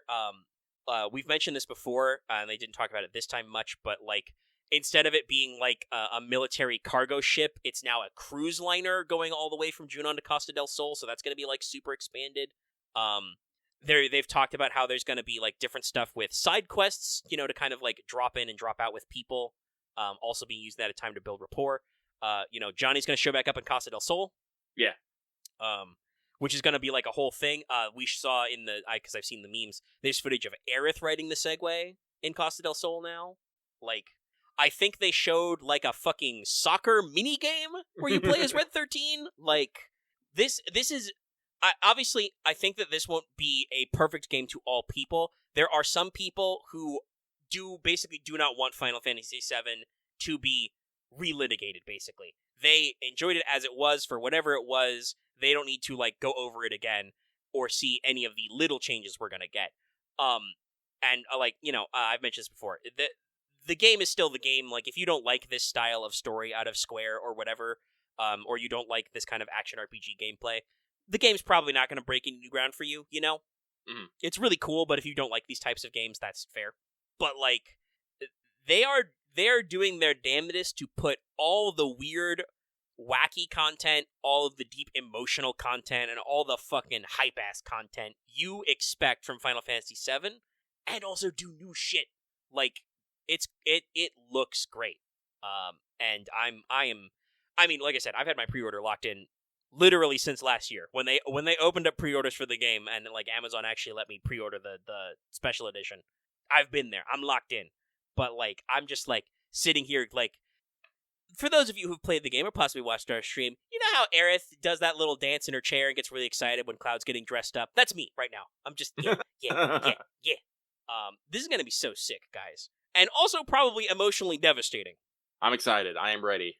I'm ready to be floor. We're gonna party. And like I said, like I've gone decently into the hole in P3R. I've had the game for about a week, and I've played 16 hours, which is fairly decent. I've been mixing up other stuff.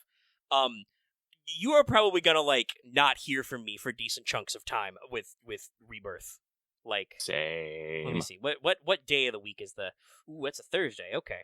So like, Lucky and I will probably come out of the dungeon very briefly on Friday to record this show and tell you our initial thoughts, and then you guys may, we'll probably show up for some streams and stuff. Those only have to be a few hours long. We like to stream longer. We've been streaming some longer stuff. I've been doing like 14 for longer, and Lucky is the absolute mad lad of endurance runs with Metal Gear content. But like, I'm gonna be honest. I don't know how much how long Lucky will want to extend a Metal Gear stream when we've got Rebirth waiting. We'll see. It depends on which Metal Gear I'm on. I'm assuming I'll be on 3, and I do like 3. We do like 3, yes. 3 is a very good time. Let's see. Let me see. How many Mondays is that? Oops, click on the wrong thing. 1, 2, 3. 3 Mondays? Yeah, we'll probably be in Metal Gear Solid 3. Oh my god, we might be starting 3. I don't know how long it will actually take you to sit down and do 2. Like, obviously, each Metal Gear game is longer both in terms of like gameplay and also cutscenes than the last one. But I don't know if it would take us 3 long sessions to beat Metal Gear Solid 2. We'll see. Shit, I gotta make a thumbnail for that. Gotta go back in the tank. But yeah, like, still, you'll still see us occasionally, but like, if hey, ocean fishing guys, don't necessarily expect us to show up. We're going in the hole. This is like, I don't know if it'll literally be my game of the year, but like, this is the first like really big game I am super hyped for. I'm enjoying P3R. The like pure good stuff brain chemical releases I get when like I finish my day of school and the fucking school theme starts playing, right? I kind of describe to you. P3 Reload is a brilliant, updated, modern it's a remake, but remastering of an old game. It's mostly still hitting the same points, but they've done a lot under the hood. Rebirth is like so much more expansive, right? Like the volumetrics of what you're getting out of stuff is so much. So I'm like I said, I'm ready to disappear. That said, I mean, like we've done a decent job of picking apart the state of play in the demo, and obviously we will have more thoughts whenever they do actually launch that Junon segment.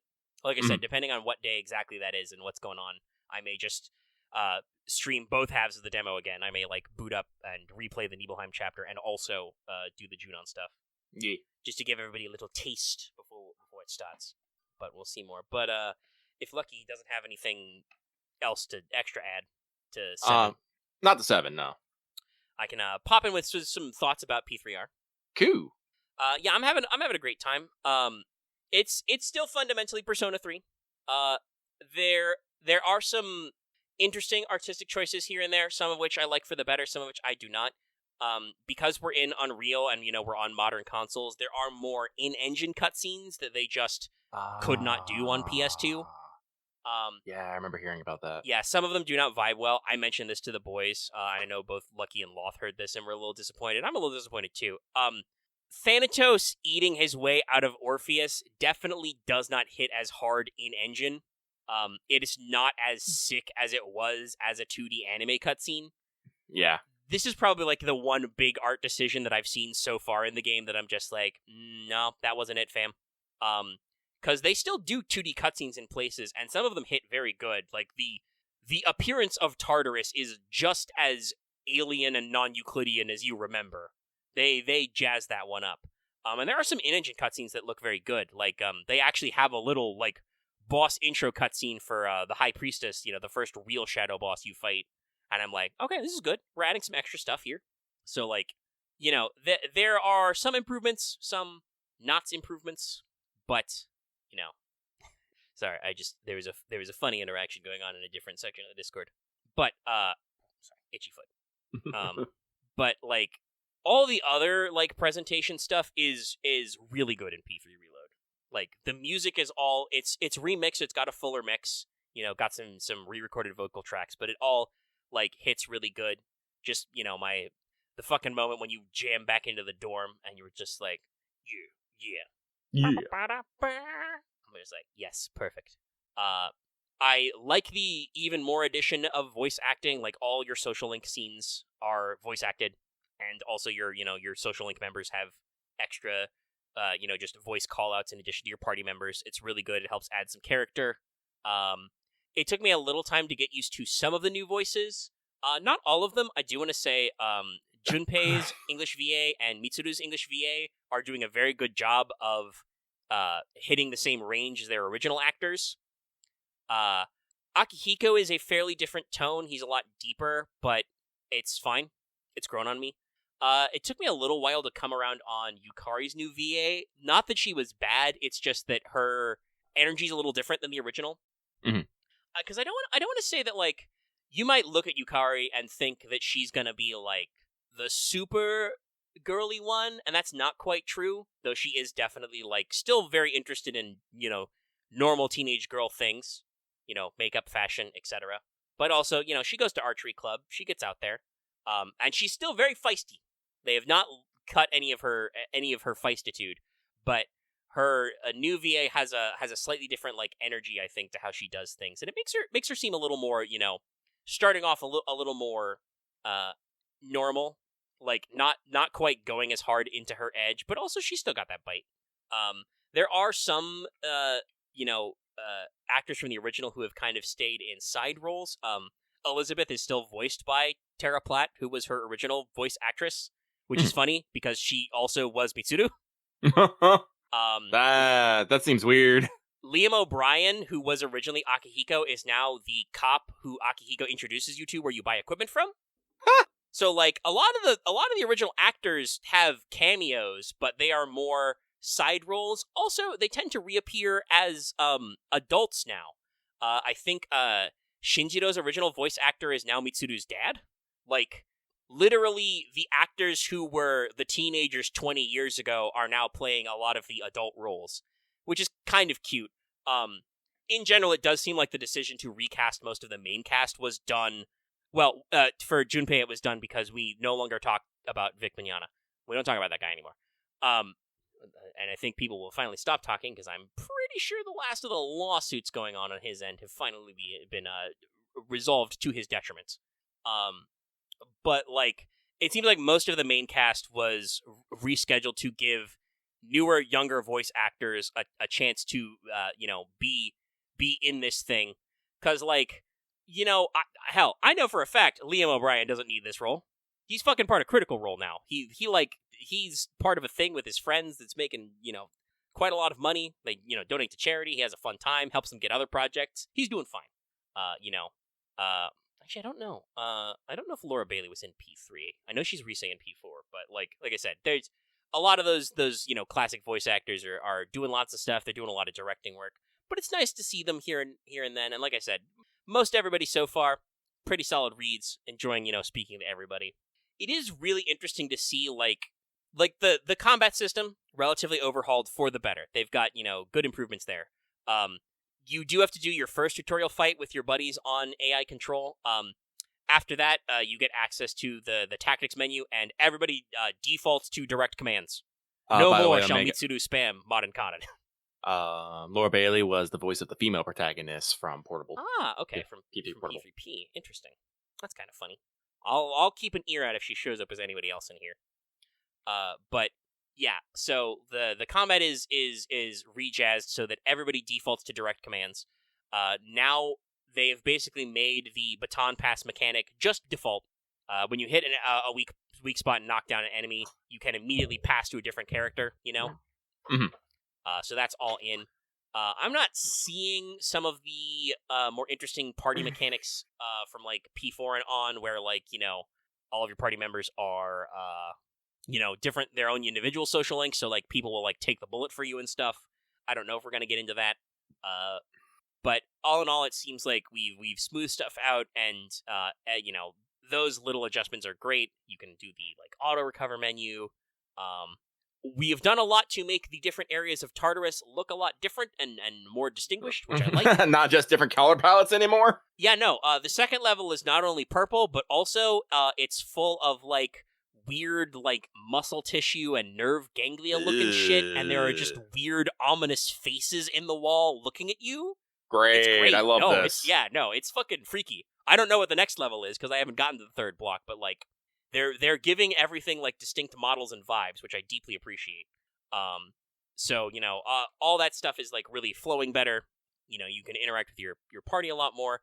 But writing-wise, everything like in the plot is basically on the same path that I remember from playing P3 many years ago, including the fact that like it's very funny to see that your social link strategy has once again gone back to just smiling and nodding. Oh no. Because like if y'all don't remember, there's some guys in P3 who are some people be chatting shit, doing like out of pocket stuff.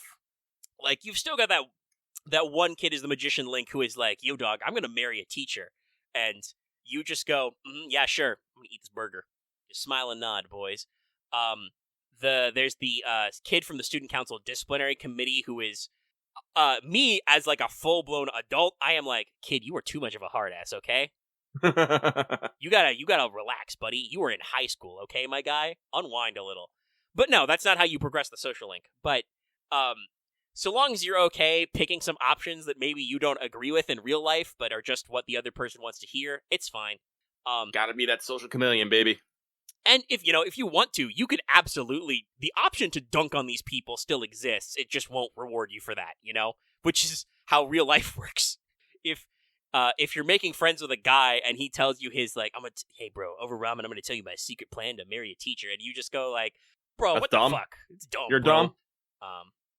I mean, I don't actually think Kenji is like that bad. He knows what he wants. He is interested in older ladies. And Well, listen, I'm not. Well, listen, if a kid tells me he has a secret plan, I'm like, if you love her, just wait till you're fucking actually, an adult and try this. I don't know why you're trying this in fucking high school. That's a problem for both of you. Yeah, I'm about to say, like, what I would actually say to Kenji is like, man, you can't wait 2 years. Just confess when you're about to graduate, homie. Yeah. I mean, like, as always, there is a little bit of like, some people can take out of context Persona and be like the, the protagonist doesn't practice what he preaches kind of a thing. Like, even in P3, one of your social links is secretly one of your teachers gets on an old-ass MMO and fucking just, not quite trauma dumps, but just, like, vents at you. And it's very clearly supposed to be, like, a little romantic leaning, but also it's online, so you guys don't know shit. And, like, yeah, I don't care about that. Maya's not actually putting any moves on the protagonist. She's just trying to, like, get her life together, okay? It's the same with, like, P5, where, like, people are like, oh, wasn't our first villain all about, inappropriate relationship with students? Yes, but also Kamoshida really sucks. If you want to get involved with Kawakami, you have to go, like, really deep in there, and she straight up says, like, hey, we're not doing anything until you're graduated, okay, buddy? Like, yep. we're not going out in public or nothing until you're, like, a free and clear adult. Yep. Which, like, I'm sure many people will be like, okay, the jailbait wait's still a little creepy, but, like, the protagonist initiates all of this stuff with adult women. And most of them have enough sense to be like, yeah, we're not getting serious until you're graduated, chief. Also, in Persona 5, you change the course of Japanese government corruption by entering people's literal mind palace and beating up their subconscious, so it's not necessarily a realistic game.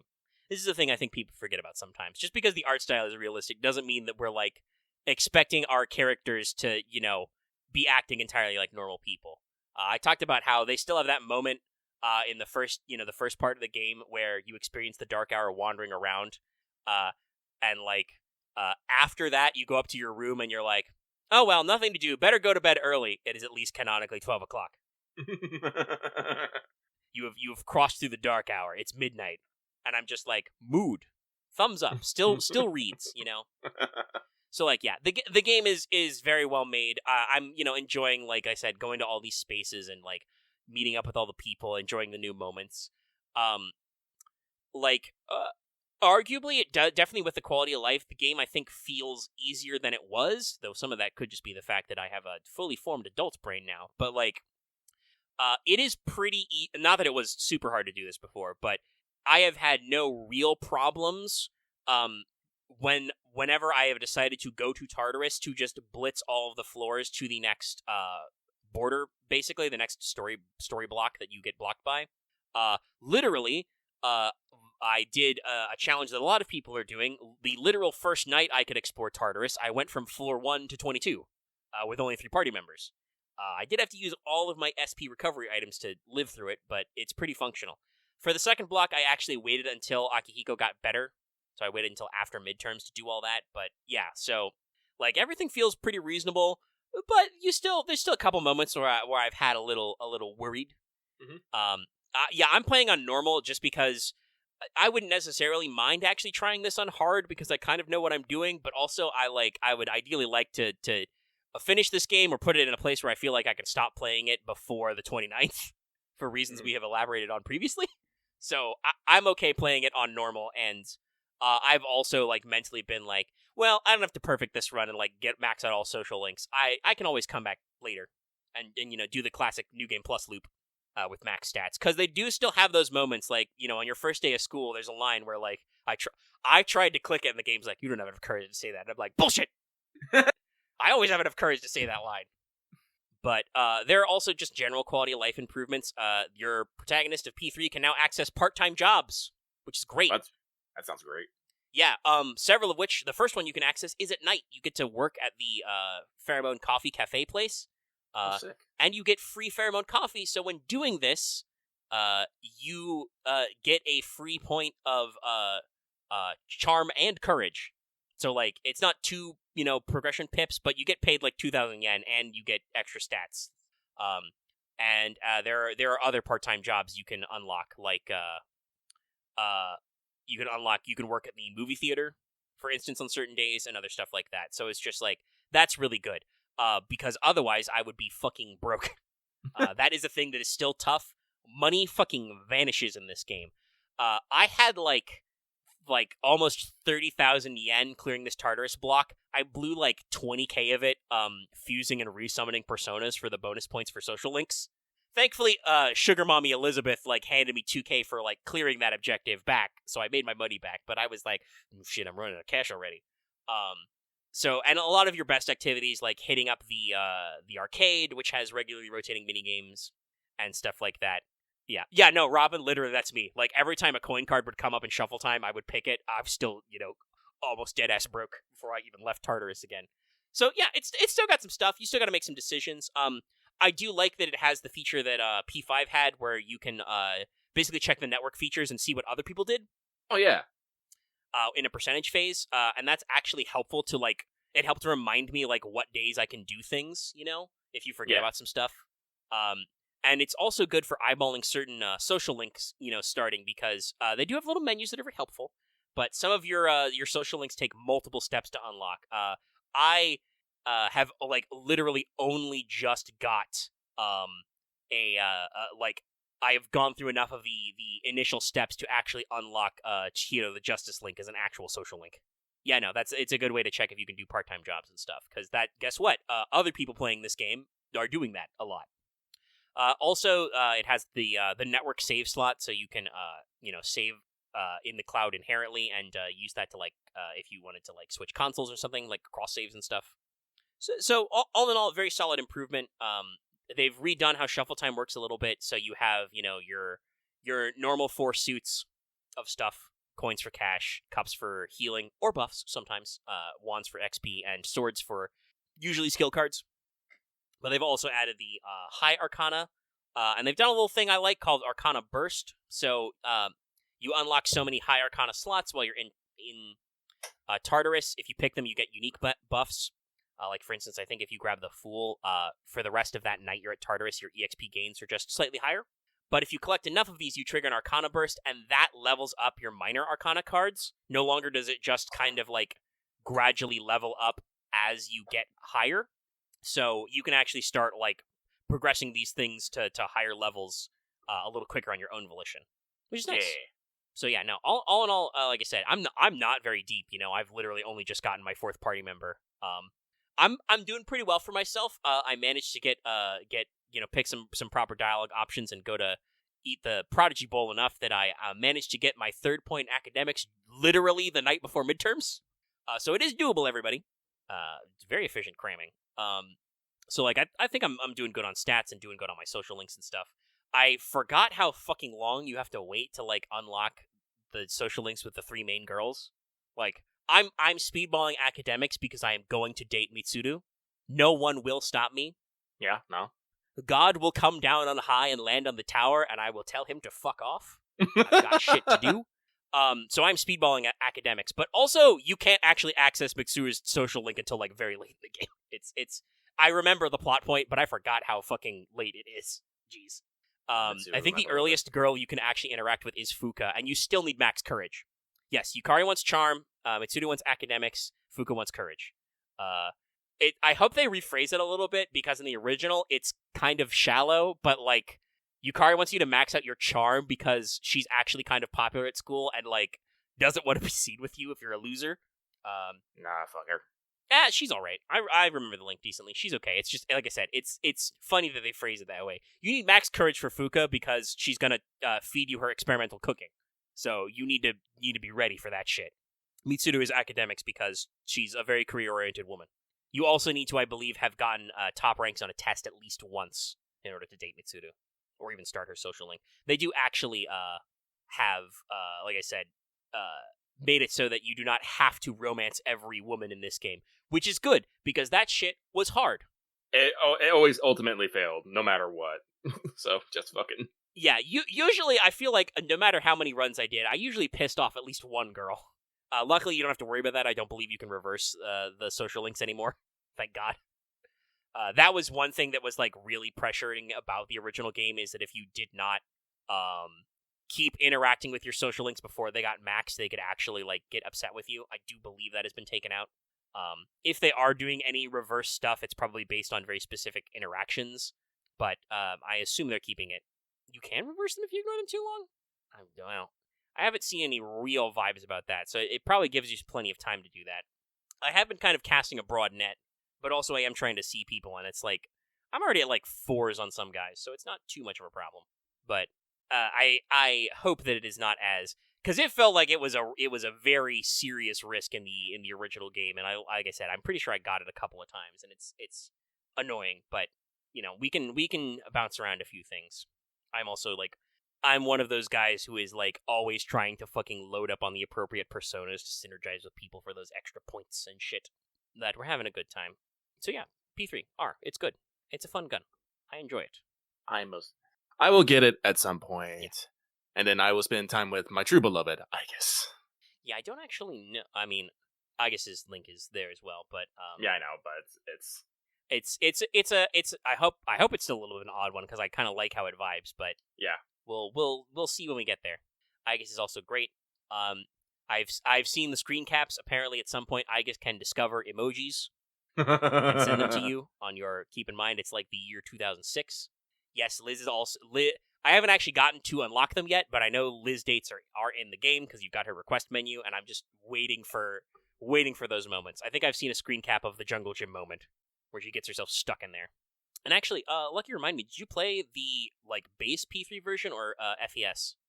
Base, super base, PS2 baby with the Okay, fucking. yeah. So you wouldn't even have experienced the Elizabeth dates. No. Like, Yeah, this is the reason why I'm like, I want to play P3 Reload, because I can barely remember anything of the OG PS2 one. Yeah, it's been a lot. Like I played FES late in its life cycle. Like I think I finished P3 and like that same year P4 came out. So like it was very late in the life cycle. So I like remember most of the vibes. And also I was like 12 when I played it. So like that means that all of the music and stuff is like deeply buried in my subconscious. But it'll definitely be good to remind myself of everything. Like I'm pretty sure I don't remember every boss fight in that game. Oh, Because God, I there's remember. one every month. God, I remember things and things of it, but I don't remember that thing. I remember like certain story bits, but This This is is the one thing I reason talked about earlier with Persona games in general. When you've got a game that like lasts 80 to 100 hours, literally takes place over a virtual year, not every part of the story is gonna like stick with you all the time. There's gonna be highs and lows, you know? Yeah. And obviously as time goes on, stuff will fade out a little. like I remember beating the game, but I kind of remember the ending. I don't remember how exactly I got there. Like, it's like P3 is like this big hole in my memory that like annoys me on like a level, because I can admit I never beat Persona 4. I played like a fair amount of it. I think I got like 2/3 of the way through, kind of dropped off. I remember beating P3. I just don't actually remember beating P3. So I'm just like, it's P4 is arguably a tougher one, because I'll phrase it this way. I'm pretty sure to avoid the bad end in P3 is very easy. It's much like P5. You'll be asked a question at some point, and then you're just like, nah, man, I want to beat the game, basically. You'll see it coming a mile away. P4, you have to fucking try. And it's if you get one dialogue option wrong, it's to bad end jail with you. well, That's not even getting that's what I too understand much. about P4 is it's actually like a mystery Yes. game. So like, yeah, and Vernon just says that you have to solve the mystery, and if you don't solve the mystery, well, you're fucked. Yeah, but it's your margins to have that opportunity are very narrow. This is something I asked. I'm like, I wonder if they're going to give P4 the reload treatment and like remaster it or not, because Golden is available on like multiple platforms. It would be interesting to see if they went that route or not. They don't have to. They don't have to. They can live their best life. But yeah, I'm sure you will pick up P3 Reloaded at some point, and I hope you have a fun time with it. There's, like I said, it's it still hits those same vibes very correctly. Like, it's funny just how pristine the vibes of P3 are, but, like, it really hits those notes of you enter the headspace of the nameless, almost voiceless protagonist, the most, empty-headed guy. You put your fucking headphones on and press play on your MP3 player and, schmoove through life kind of stuff. Like, it's good. And I will be happy to get to more to it. And we've crossed the 3-hour mark in the recording, so I will probably it will take me a while to edit this, so I will probably be going back to it.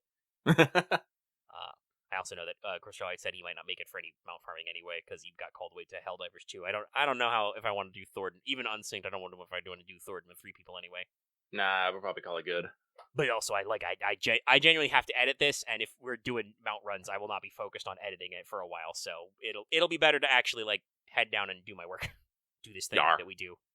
But yeah, P3R, it's a good game. If you got the time, check it out. You don't have to check it out right now. If you like RPGs, especially JRPGs, which I still say with love, because I do like those games. You were eating good right now. I believe that Like a Dragon 8 Infinite Wealth and Persona 3R are some of Sega's fastest-selling games of all time. I believe they are the fastest-selling games of their franchises.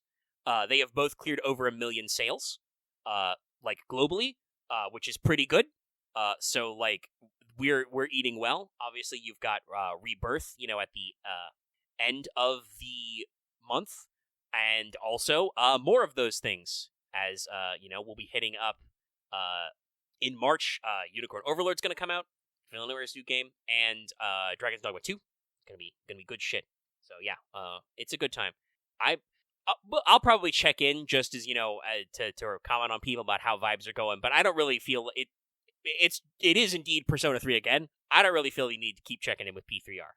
If you know Persona 3, it's Persona 3. If you don't know Persona 3, hey, you can play it. Look at this. Check it out. Look at this thing. Yes, and I believe I think Metaphor ReFantazio, Atlas's new IP is still scheduled for this year. Though speaking of games coming out, you've probably seen it on our games channel, but if not, I just want to throw a shout out to this. So there was a news story about Stellar Blade talking about how they paid the CEO and the director said they paid special attention to modeling Eve's backside. Yep. You would expect nothing less of the Nikkei team. Yep. Also, I think they phrased it as hey, you're going to see her from this angle a lot. We want to make sure it looks good. Yeah, no. Actually, Games Radar actually put out a few articles on Stellar Blade, talking because they did a few interviews with the director, and funnily enough, we were kind of right on the money. While Nier Automata is a big inspiration, and the team is super excited to have their game be called Korean Nier, they actually say that a lot more inspiration was actually drawn from Bayonetta and surprisingly Sekiro. Ooh, that's interesting. Yeah, I mean those are all good games to pull from. Yeah. But no, they have been talking, doing interviews about on that. They talked about they did talk about the backside thing because in their words they say this is a game for adults. Some people have taken that as they mean it's completely okay to over sexualize a character and get away with it. I think it's supposed to mean that you can have sexy characters and not act like a kid about it. So completely. They are saying we are intending this game to be enjoyed by adults, so we can reference adult sexuality. We do not want you to play this game in front of your kids or your grandma. Actually, that's your fault. But the funny thing was that article was quote tweeted, the article about the backside, by one Yoko Taro, who just said one word. Bye. And everybody went yes, correct. Also, hey, by the way, if you want to use the Nier thing as a pejorative, guess what? You can't. Yoko Taro's okay. Yoko Taro likes this. Yes. He's like, buy this game. I'm going to buy this game. You will buy this game. We will all buy this game.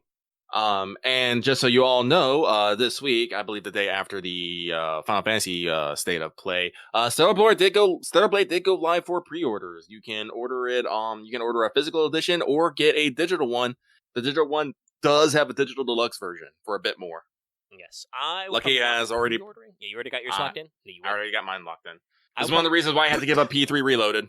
Sorry, I knew this game was coming out, and I wanted it. I will probably not be pre-ordering. I will definitely, I think, based on those games they say it's like, I'll probably be picking it up. But I'm thinking about my fucking schedule of games. There's so many games in March, y'all. So I will probably wait a little bit to pick it up and space it out with some other stuff.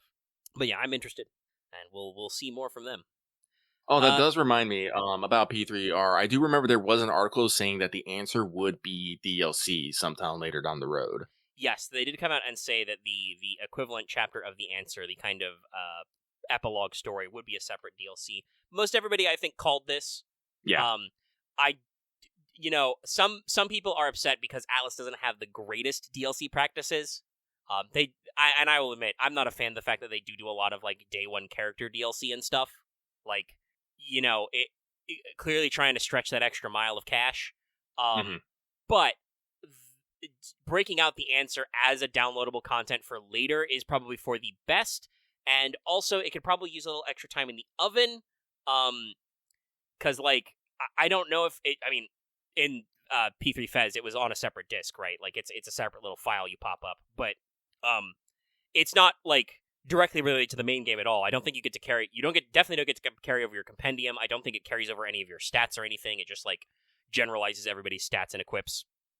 And like content wise, it's pretty slim. It's a handful of story vignettes and a lot of dungeon grinding.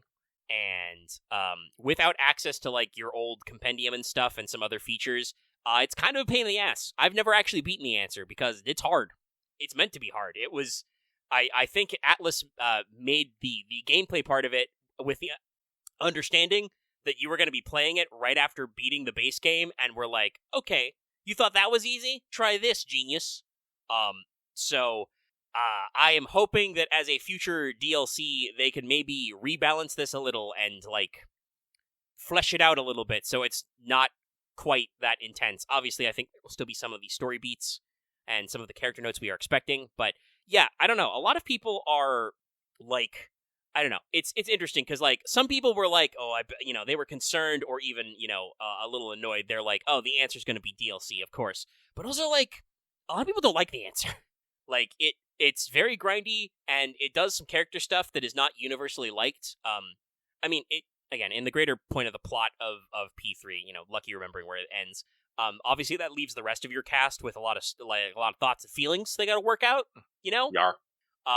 And hey, spoilers, especially for the purpose of dramatic effect, characters don't always work through thoughts and feelings in healthy ways. So like, there's a little bit of that going on. Like I said, I'm kind of hopeful that they'll find a way to like string it together and make it not so grindy. And I would not necessarily mind paying a little bit of extra money for that effect.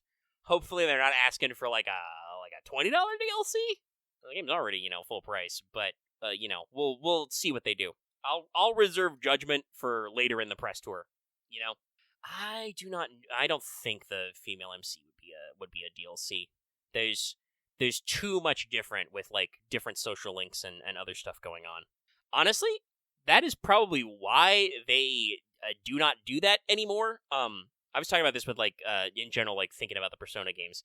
The way they like got this down to a science with P5 pretty good. Because a lot of older Persona games have a lot of like weird little things. Like in P4, you can get different characters with different storylines for the same Arcana. Like you join different clubs and get different things. I will actually say this was the thing I noticed about P3. They changed it so that you can only join the track team. That was basically you had slightly different backgrounds and like outfits if you picked kendo, swimming, or track, but it was all the same social link storyline. I remember I picked kendo. Yeah, I also picked kendo because it sounds cool and practical. I'm kind of sad that I can't do that, but storyline wise, it doesn't matter because the social link is always the same, right? Yeah. It's the same beats, so they just simplified it, because that's generally what they do with these games. So, like, I feel like genuinely they're trying to find a way to streamline this so that they don't have to do so many, like, fiddly options and be like, well, what if nobody ever picks this social link? They'll, how many people did pick swimming? How many people saw those assets, I feel bad for the music club girl in P4. Because I bet a lot of people picked the drama club version of that social link, which is a completely different character, And it's like, that's just extra work that people aren't going to see. So, I don't know if they'll want to, like, recontextualize. Like, on the one hand, there's a lot of good different character building from the female MC. Not only are there, brand new social links, but there's also new content for existing links.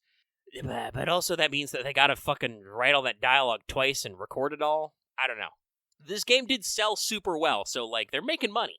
But I don't know if they want that complexity in the workload, especially because I do believe, like, either through their own statements or like through leaks, I'm pretty sure we're aware Persona 6 is in the hopper. Like, I'm pretty sure they're in at least pre-pro. I wouldn't mind that switch up. Yeah, no, I was about to say, it's all like, no, just make the next MC a female and go from there. That's fine. Yeah. Doing both seems like a lot of extra work, especially in this day and age when game development gets more complex. I wouldn't mind, though, starting the game off with a female character. They've had female protagonists before, and so like that seems like a fine start. That would be a good switch up. Or you do both and just everyone is romanceable, which also seems like a bit of a cop out. But hey, it is a cop out, but also it is a thing where like that is more common in video games because it is like less fiddly work. Yeah. To figure out. I mean, I was just saying in my brain, I was like trying to figure a way to make the joke without like stepping into a landmine of discourse about like, and then you can do the thing that would be brave and unique if you had a female MC and have a same-sex social link romance. Even though there are some very broy vibes in Persona games, bruh. No, I do. I do think that Joker's actually a pretty well realized character, and like him being himself vibes correctly. Like that fits the format we've got going on. I'm not going to say that you couldn't do Persona 5 with a female protagonist. I'm just saying that would probably involve a slightly different story and slightly different vibes. The tension with Detective Prince Goro Akechi would still be high. Yes. But yeah, like I said, that would be Nito to Sito. Briefly, one last thing before we get out of here, because I feel like it's almost 1 a.m. My voice is scratching out a little. We've had a nice long show. Do want to briefly mention Foam Stars. It came out. It's free on PS Plus. I played the tutorial and one of the solo matches, and honestly, it's pretty all right. It's an okay game. It's alright. Like not like middling. It's like no. This is definitely so far in the good range. It's obviously, like, I think aesthetically and with some of the way their game modes work, it is supposed to hearken to a Splatoon. For instance, just how everything is about bubbles and foam. Like, that very much reminds me of, like, everything being ink and sea themed in Splatoon. But, like, actually gameplay-wise, it reminds me a lot more of, like, if you took an Overwatch, like, third person. Like, your character has, like, 2 separate skills and an ult. And it's character-based, in case you didn't know, so, like, every character has a different, like, normal weapon as well. So, like, it's, very, very interesting to play out. And like I said, I know that Overwatch 2 isn't a high bar to clear. I just find it funny that this game that, like, genuinely not a lot of people are rooting for. Nah, it's actually got some pretty low scores. Yeah. Not a lot of people are like, rooting for this game. That it does appear to have a more functional and deeper single-player mode than Overwatch 2. As in, it actually has one that is both fully PvE solo and co-op stuff. And also does have a single-player progression. You get points that you can use to upgrade your skills of your Foam Stars in the single-player. And, like, this was a thing that, like, Blizzard was working on for, like, 2 years and decided to scrap. So I'm just like, that's funny to me. That's very ironic. I haven't actually got a chance to play the PvP modes. Lucky, I think you said you got a few PvP games in. Yeah, they're alright. Yeah. They're okay. I am still shite at them. But, again, I think Foam Stars goes out of its way to try and curb toxic gameplay, I guess I want to say. Like, everything's always very upbeat, bright, colorful vibes. Well, hell, they even, you don't get kills in this game, you get chills. Yeah, they phrase it in the tutorial as like, hey, if somebody's getting too fired up, you're gonna tell them to chill out, bro. Gonna send them to timeout. Like, yeah, and it's a look, you know? It's a look, it's a vibe. Like I said, everything's very, upbeat. Like, it's very upbeat, and the matches go fairly quickly, so I don't feel like I'm innocent, but again, like I said, Lucky is horrible at PvP games as a whole.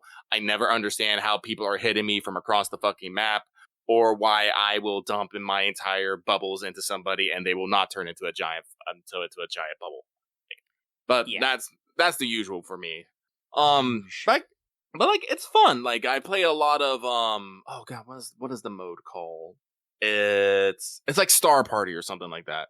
But basically the basis of it is it's 4v4. You have a small arena. You all go down in, you foam up the place. The foam is important because that's how you build up platforms for ledges and how you board around real quickly. As you get chills, your star meter goes up, and once you get 7 chills, a player becomes the star player. That star player then gets a defense buff, and the matches go on until someone chills the star player. The rest of the players, like, it doesn't matter. You're just running, defense as you try to get the other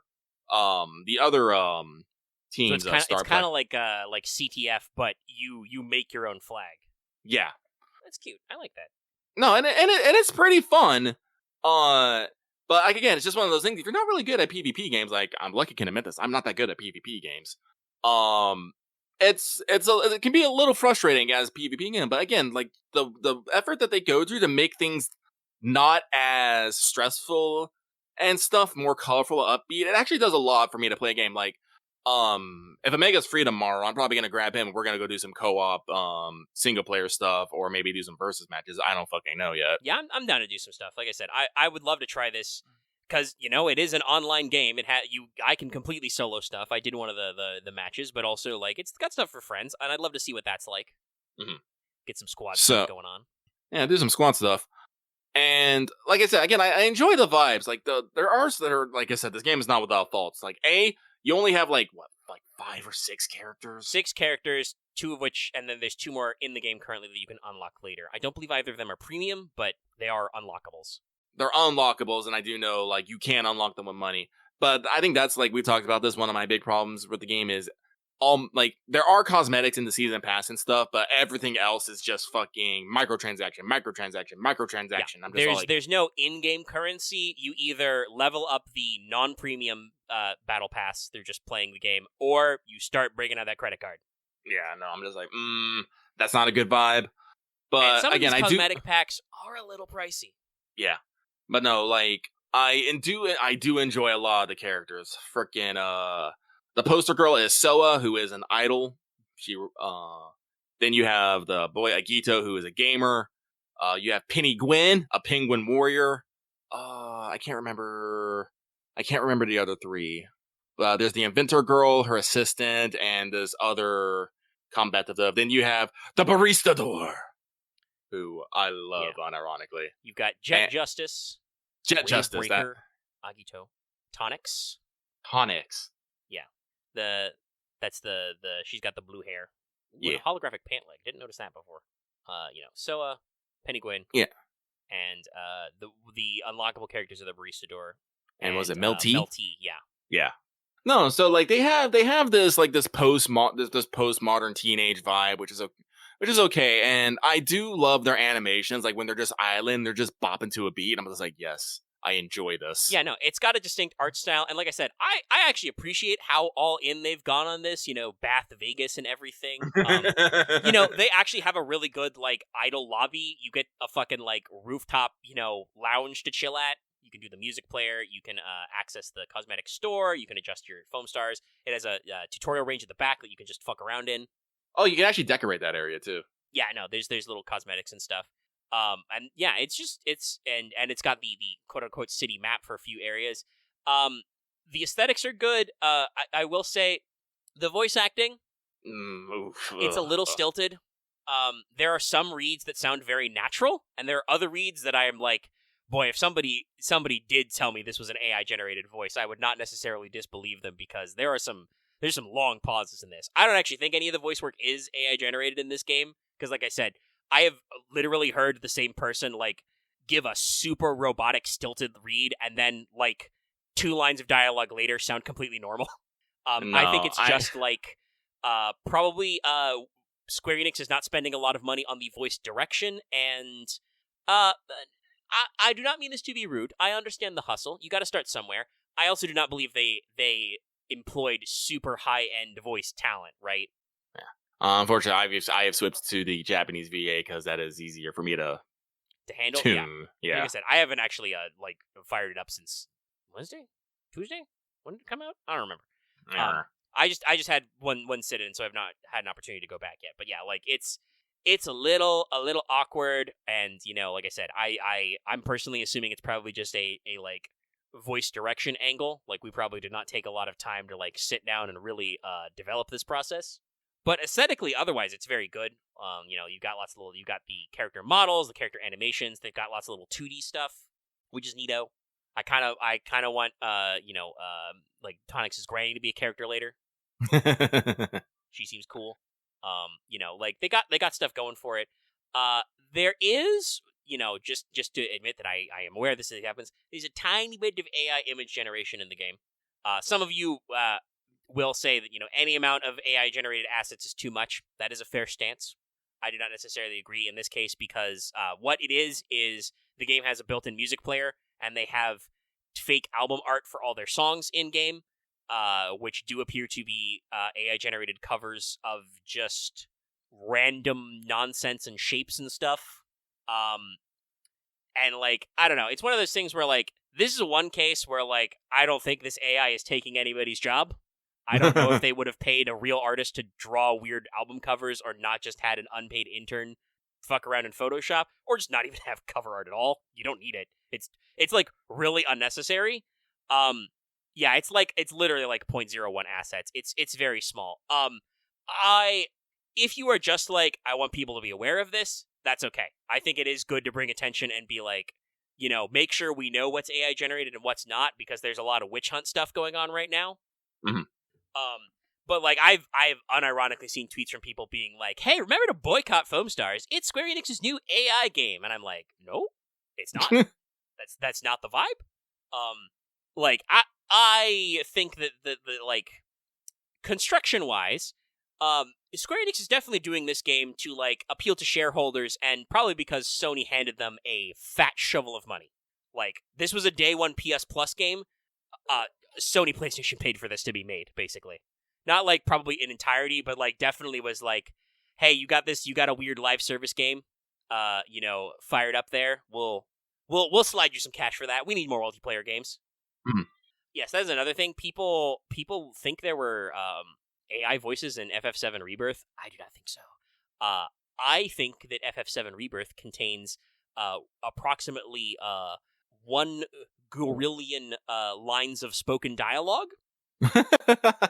Because Remake had a fuck ton of spoken NPC dialogue, and Rebirth is like double the size.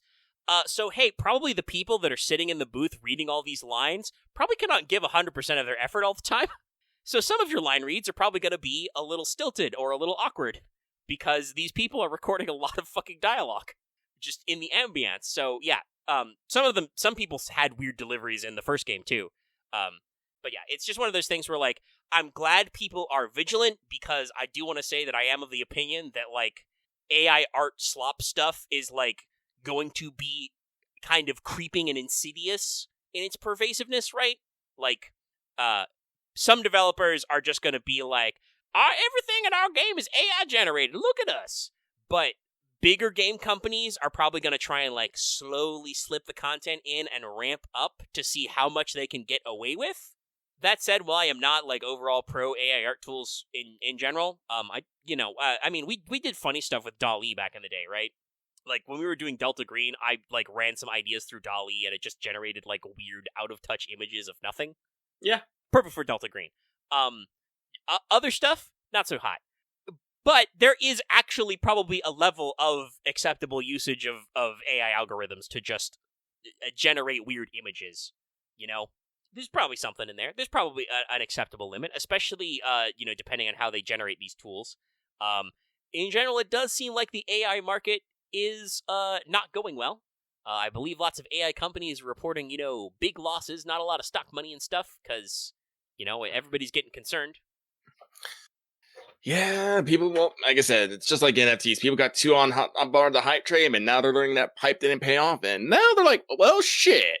Yeah, unfortunately, like venture capital and tech, well, I mean, it's a self-selecting process, but venture capital and tech bros are like always looking for that next big hit, and are very willing to bandwagon on it, and they try to make everybody else bandwagon on it, and it doesn't work. You can't force a bandwagoning. You have to, like, if you want to cause a cultural phenomena, you have to actually create something that, like, changes our culture, like a smartphone, okay? You have to invent the iPhone, guys. You can't just be like, hey, I made a digital picture that's, like, cryptographically secured so you can trade it like it was a physical picture, and it's going to be like, cool, right-click, save as. No, you didn't go through the process of the data mining, the blockchain. Yeah, I still have your image, though. I think that's probably what really killed NFTs is the idea that, like, it's cool that you can, like, blockchain secure, like, a picture.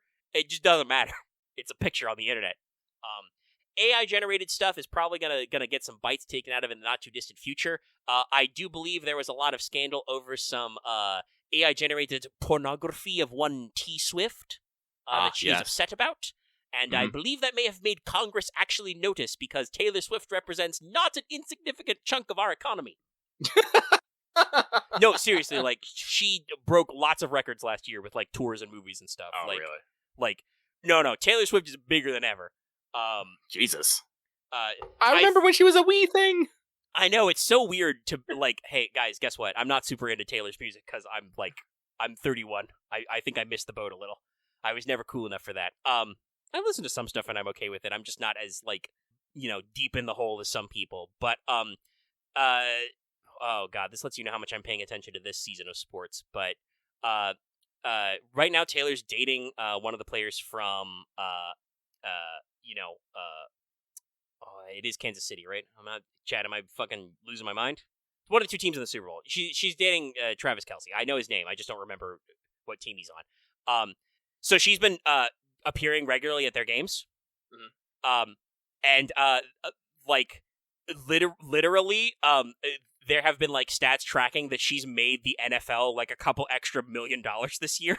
Oh, wow. Just because she sits in the fucking skybox and sometimes the camera cuts to her. It's a whole cultural phenomena thing. So, like, yeah, if anybody's gonna get, like, AI shit tagged, it's probably pissing off Taylor Swift. Well, Robin, I don't expect you to know because I'm talking about American football, which is one of those things that, like, nobody gives a shit about outside America. If she was dating a baseball player, people would understand. Listen, she's like the winningest, the most famous, richest, young lady, but it's okay. The vibes I have gotten from one Travis Kelce is that he may be what we call a little bit of a himbo. He seems like a very simple, down-to-earth soul. So I'm sure that's working out for everybody. Anyway, San I Fran, think we should... Kansas City. Yeah, we'll wrap up. We're talking about Taylor Swift now. We're way out of our field. Yeah. But yeah, like, it's Foam Stars is interesting. We'll probably report back later with some more thoughts after clocking some more decent gameplay hours. I think free is the right price for the game for me. But that doesn't mean that I'm not gonna, play it, right? Some games are too expensive at free. But yeah, we've crossed the 3:30 mark raw. I'm probably gonna call this episode Rebirth of Oberon for maximum SEO clickage. But we'll get it out of here. I need to actually edit this monstrosity. We hope you've enjoyed yourselves. So, usual outro stuff. If you like the video, give us a like. Leave your comments down below. Join our Discord. It's a fun place. Link in the description channel page. Make sure to sub for more videos and ring the notification bell so you always know when we're streaming stuff and posting videos. And consider supporting us on Patreon. Get access to this early in audio format and lots of other cool stuff. But we'll be seeing you next week for more stuff. We will, like I said, that'll probably be time to check in on what's going on in JP's Valentines. So we'll see what's up. We'll have new servants and new chocolates to yell about. Maybe some other news and stuff. Hey, we'll see if anything, procs for other stuff. And have a good time. And stay tuned for our streams. We'll be, if you're looking for a jumping on point, we'll be starting Metal Gear Solid 2, Sons of Liberty, this Monday. After completing Metal Gear Solid 1 in just 2 streams. One of which was also the back half of Metal Gear 2. So we did it in 1.5 streams. Yeah. Clearly that means I need to beat Metal Gear Solid 2 in 2. Yeah, if you can't. Well, I mean, hypothetically, you probably can. Other than we stream later at night, but I don't know how long that would be. I should look up what the time to beat Metal Gear Solid 2 is just for a frame of reference. Anyway, that's the thing to worry about later. Watch the streams. Check it out. We're going to get down out of here. We'll be hitting you up with a new AP at some point, whenever that gets uploaded, and I remember to schedule it and stuff. So thanks for checking us out. We'll see you guys next time. Have a good one, everyone.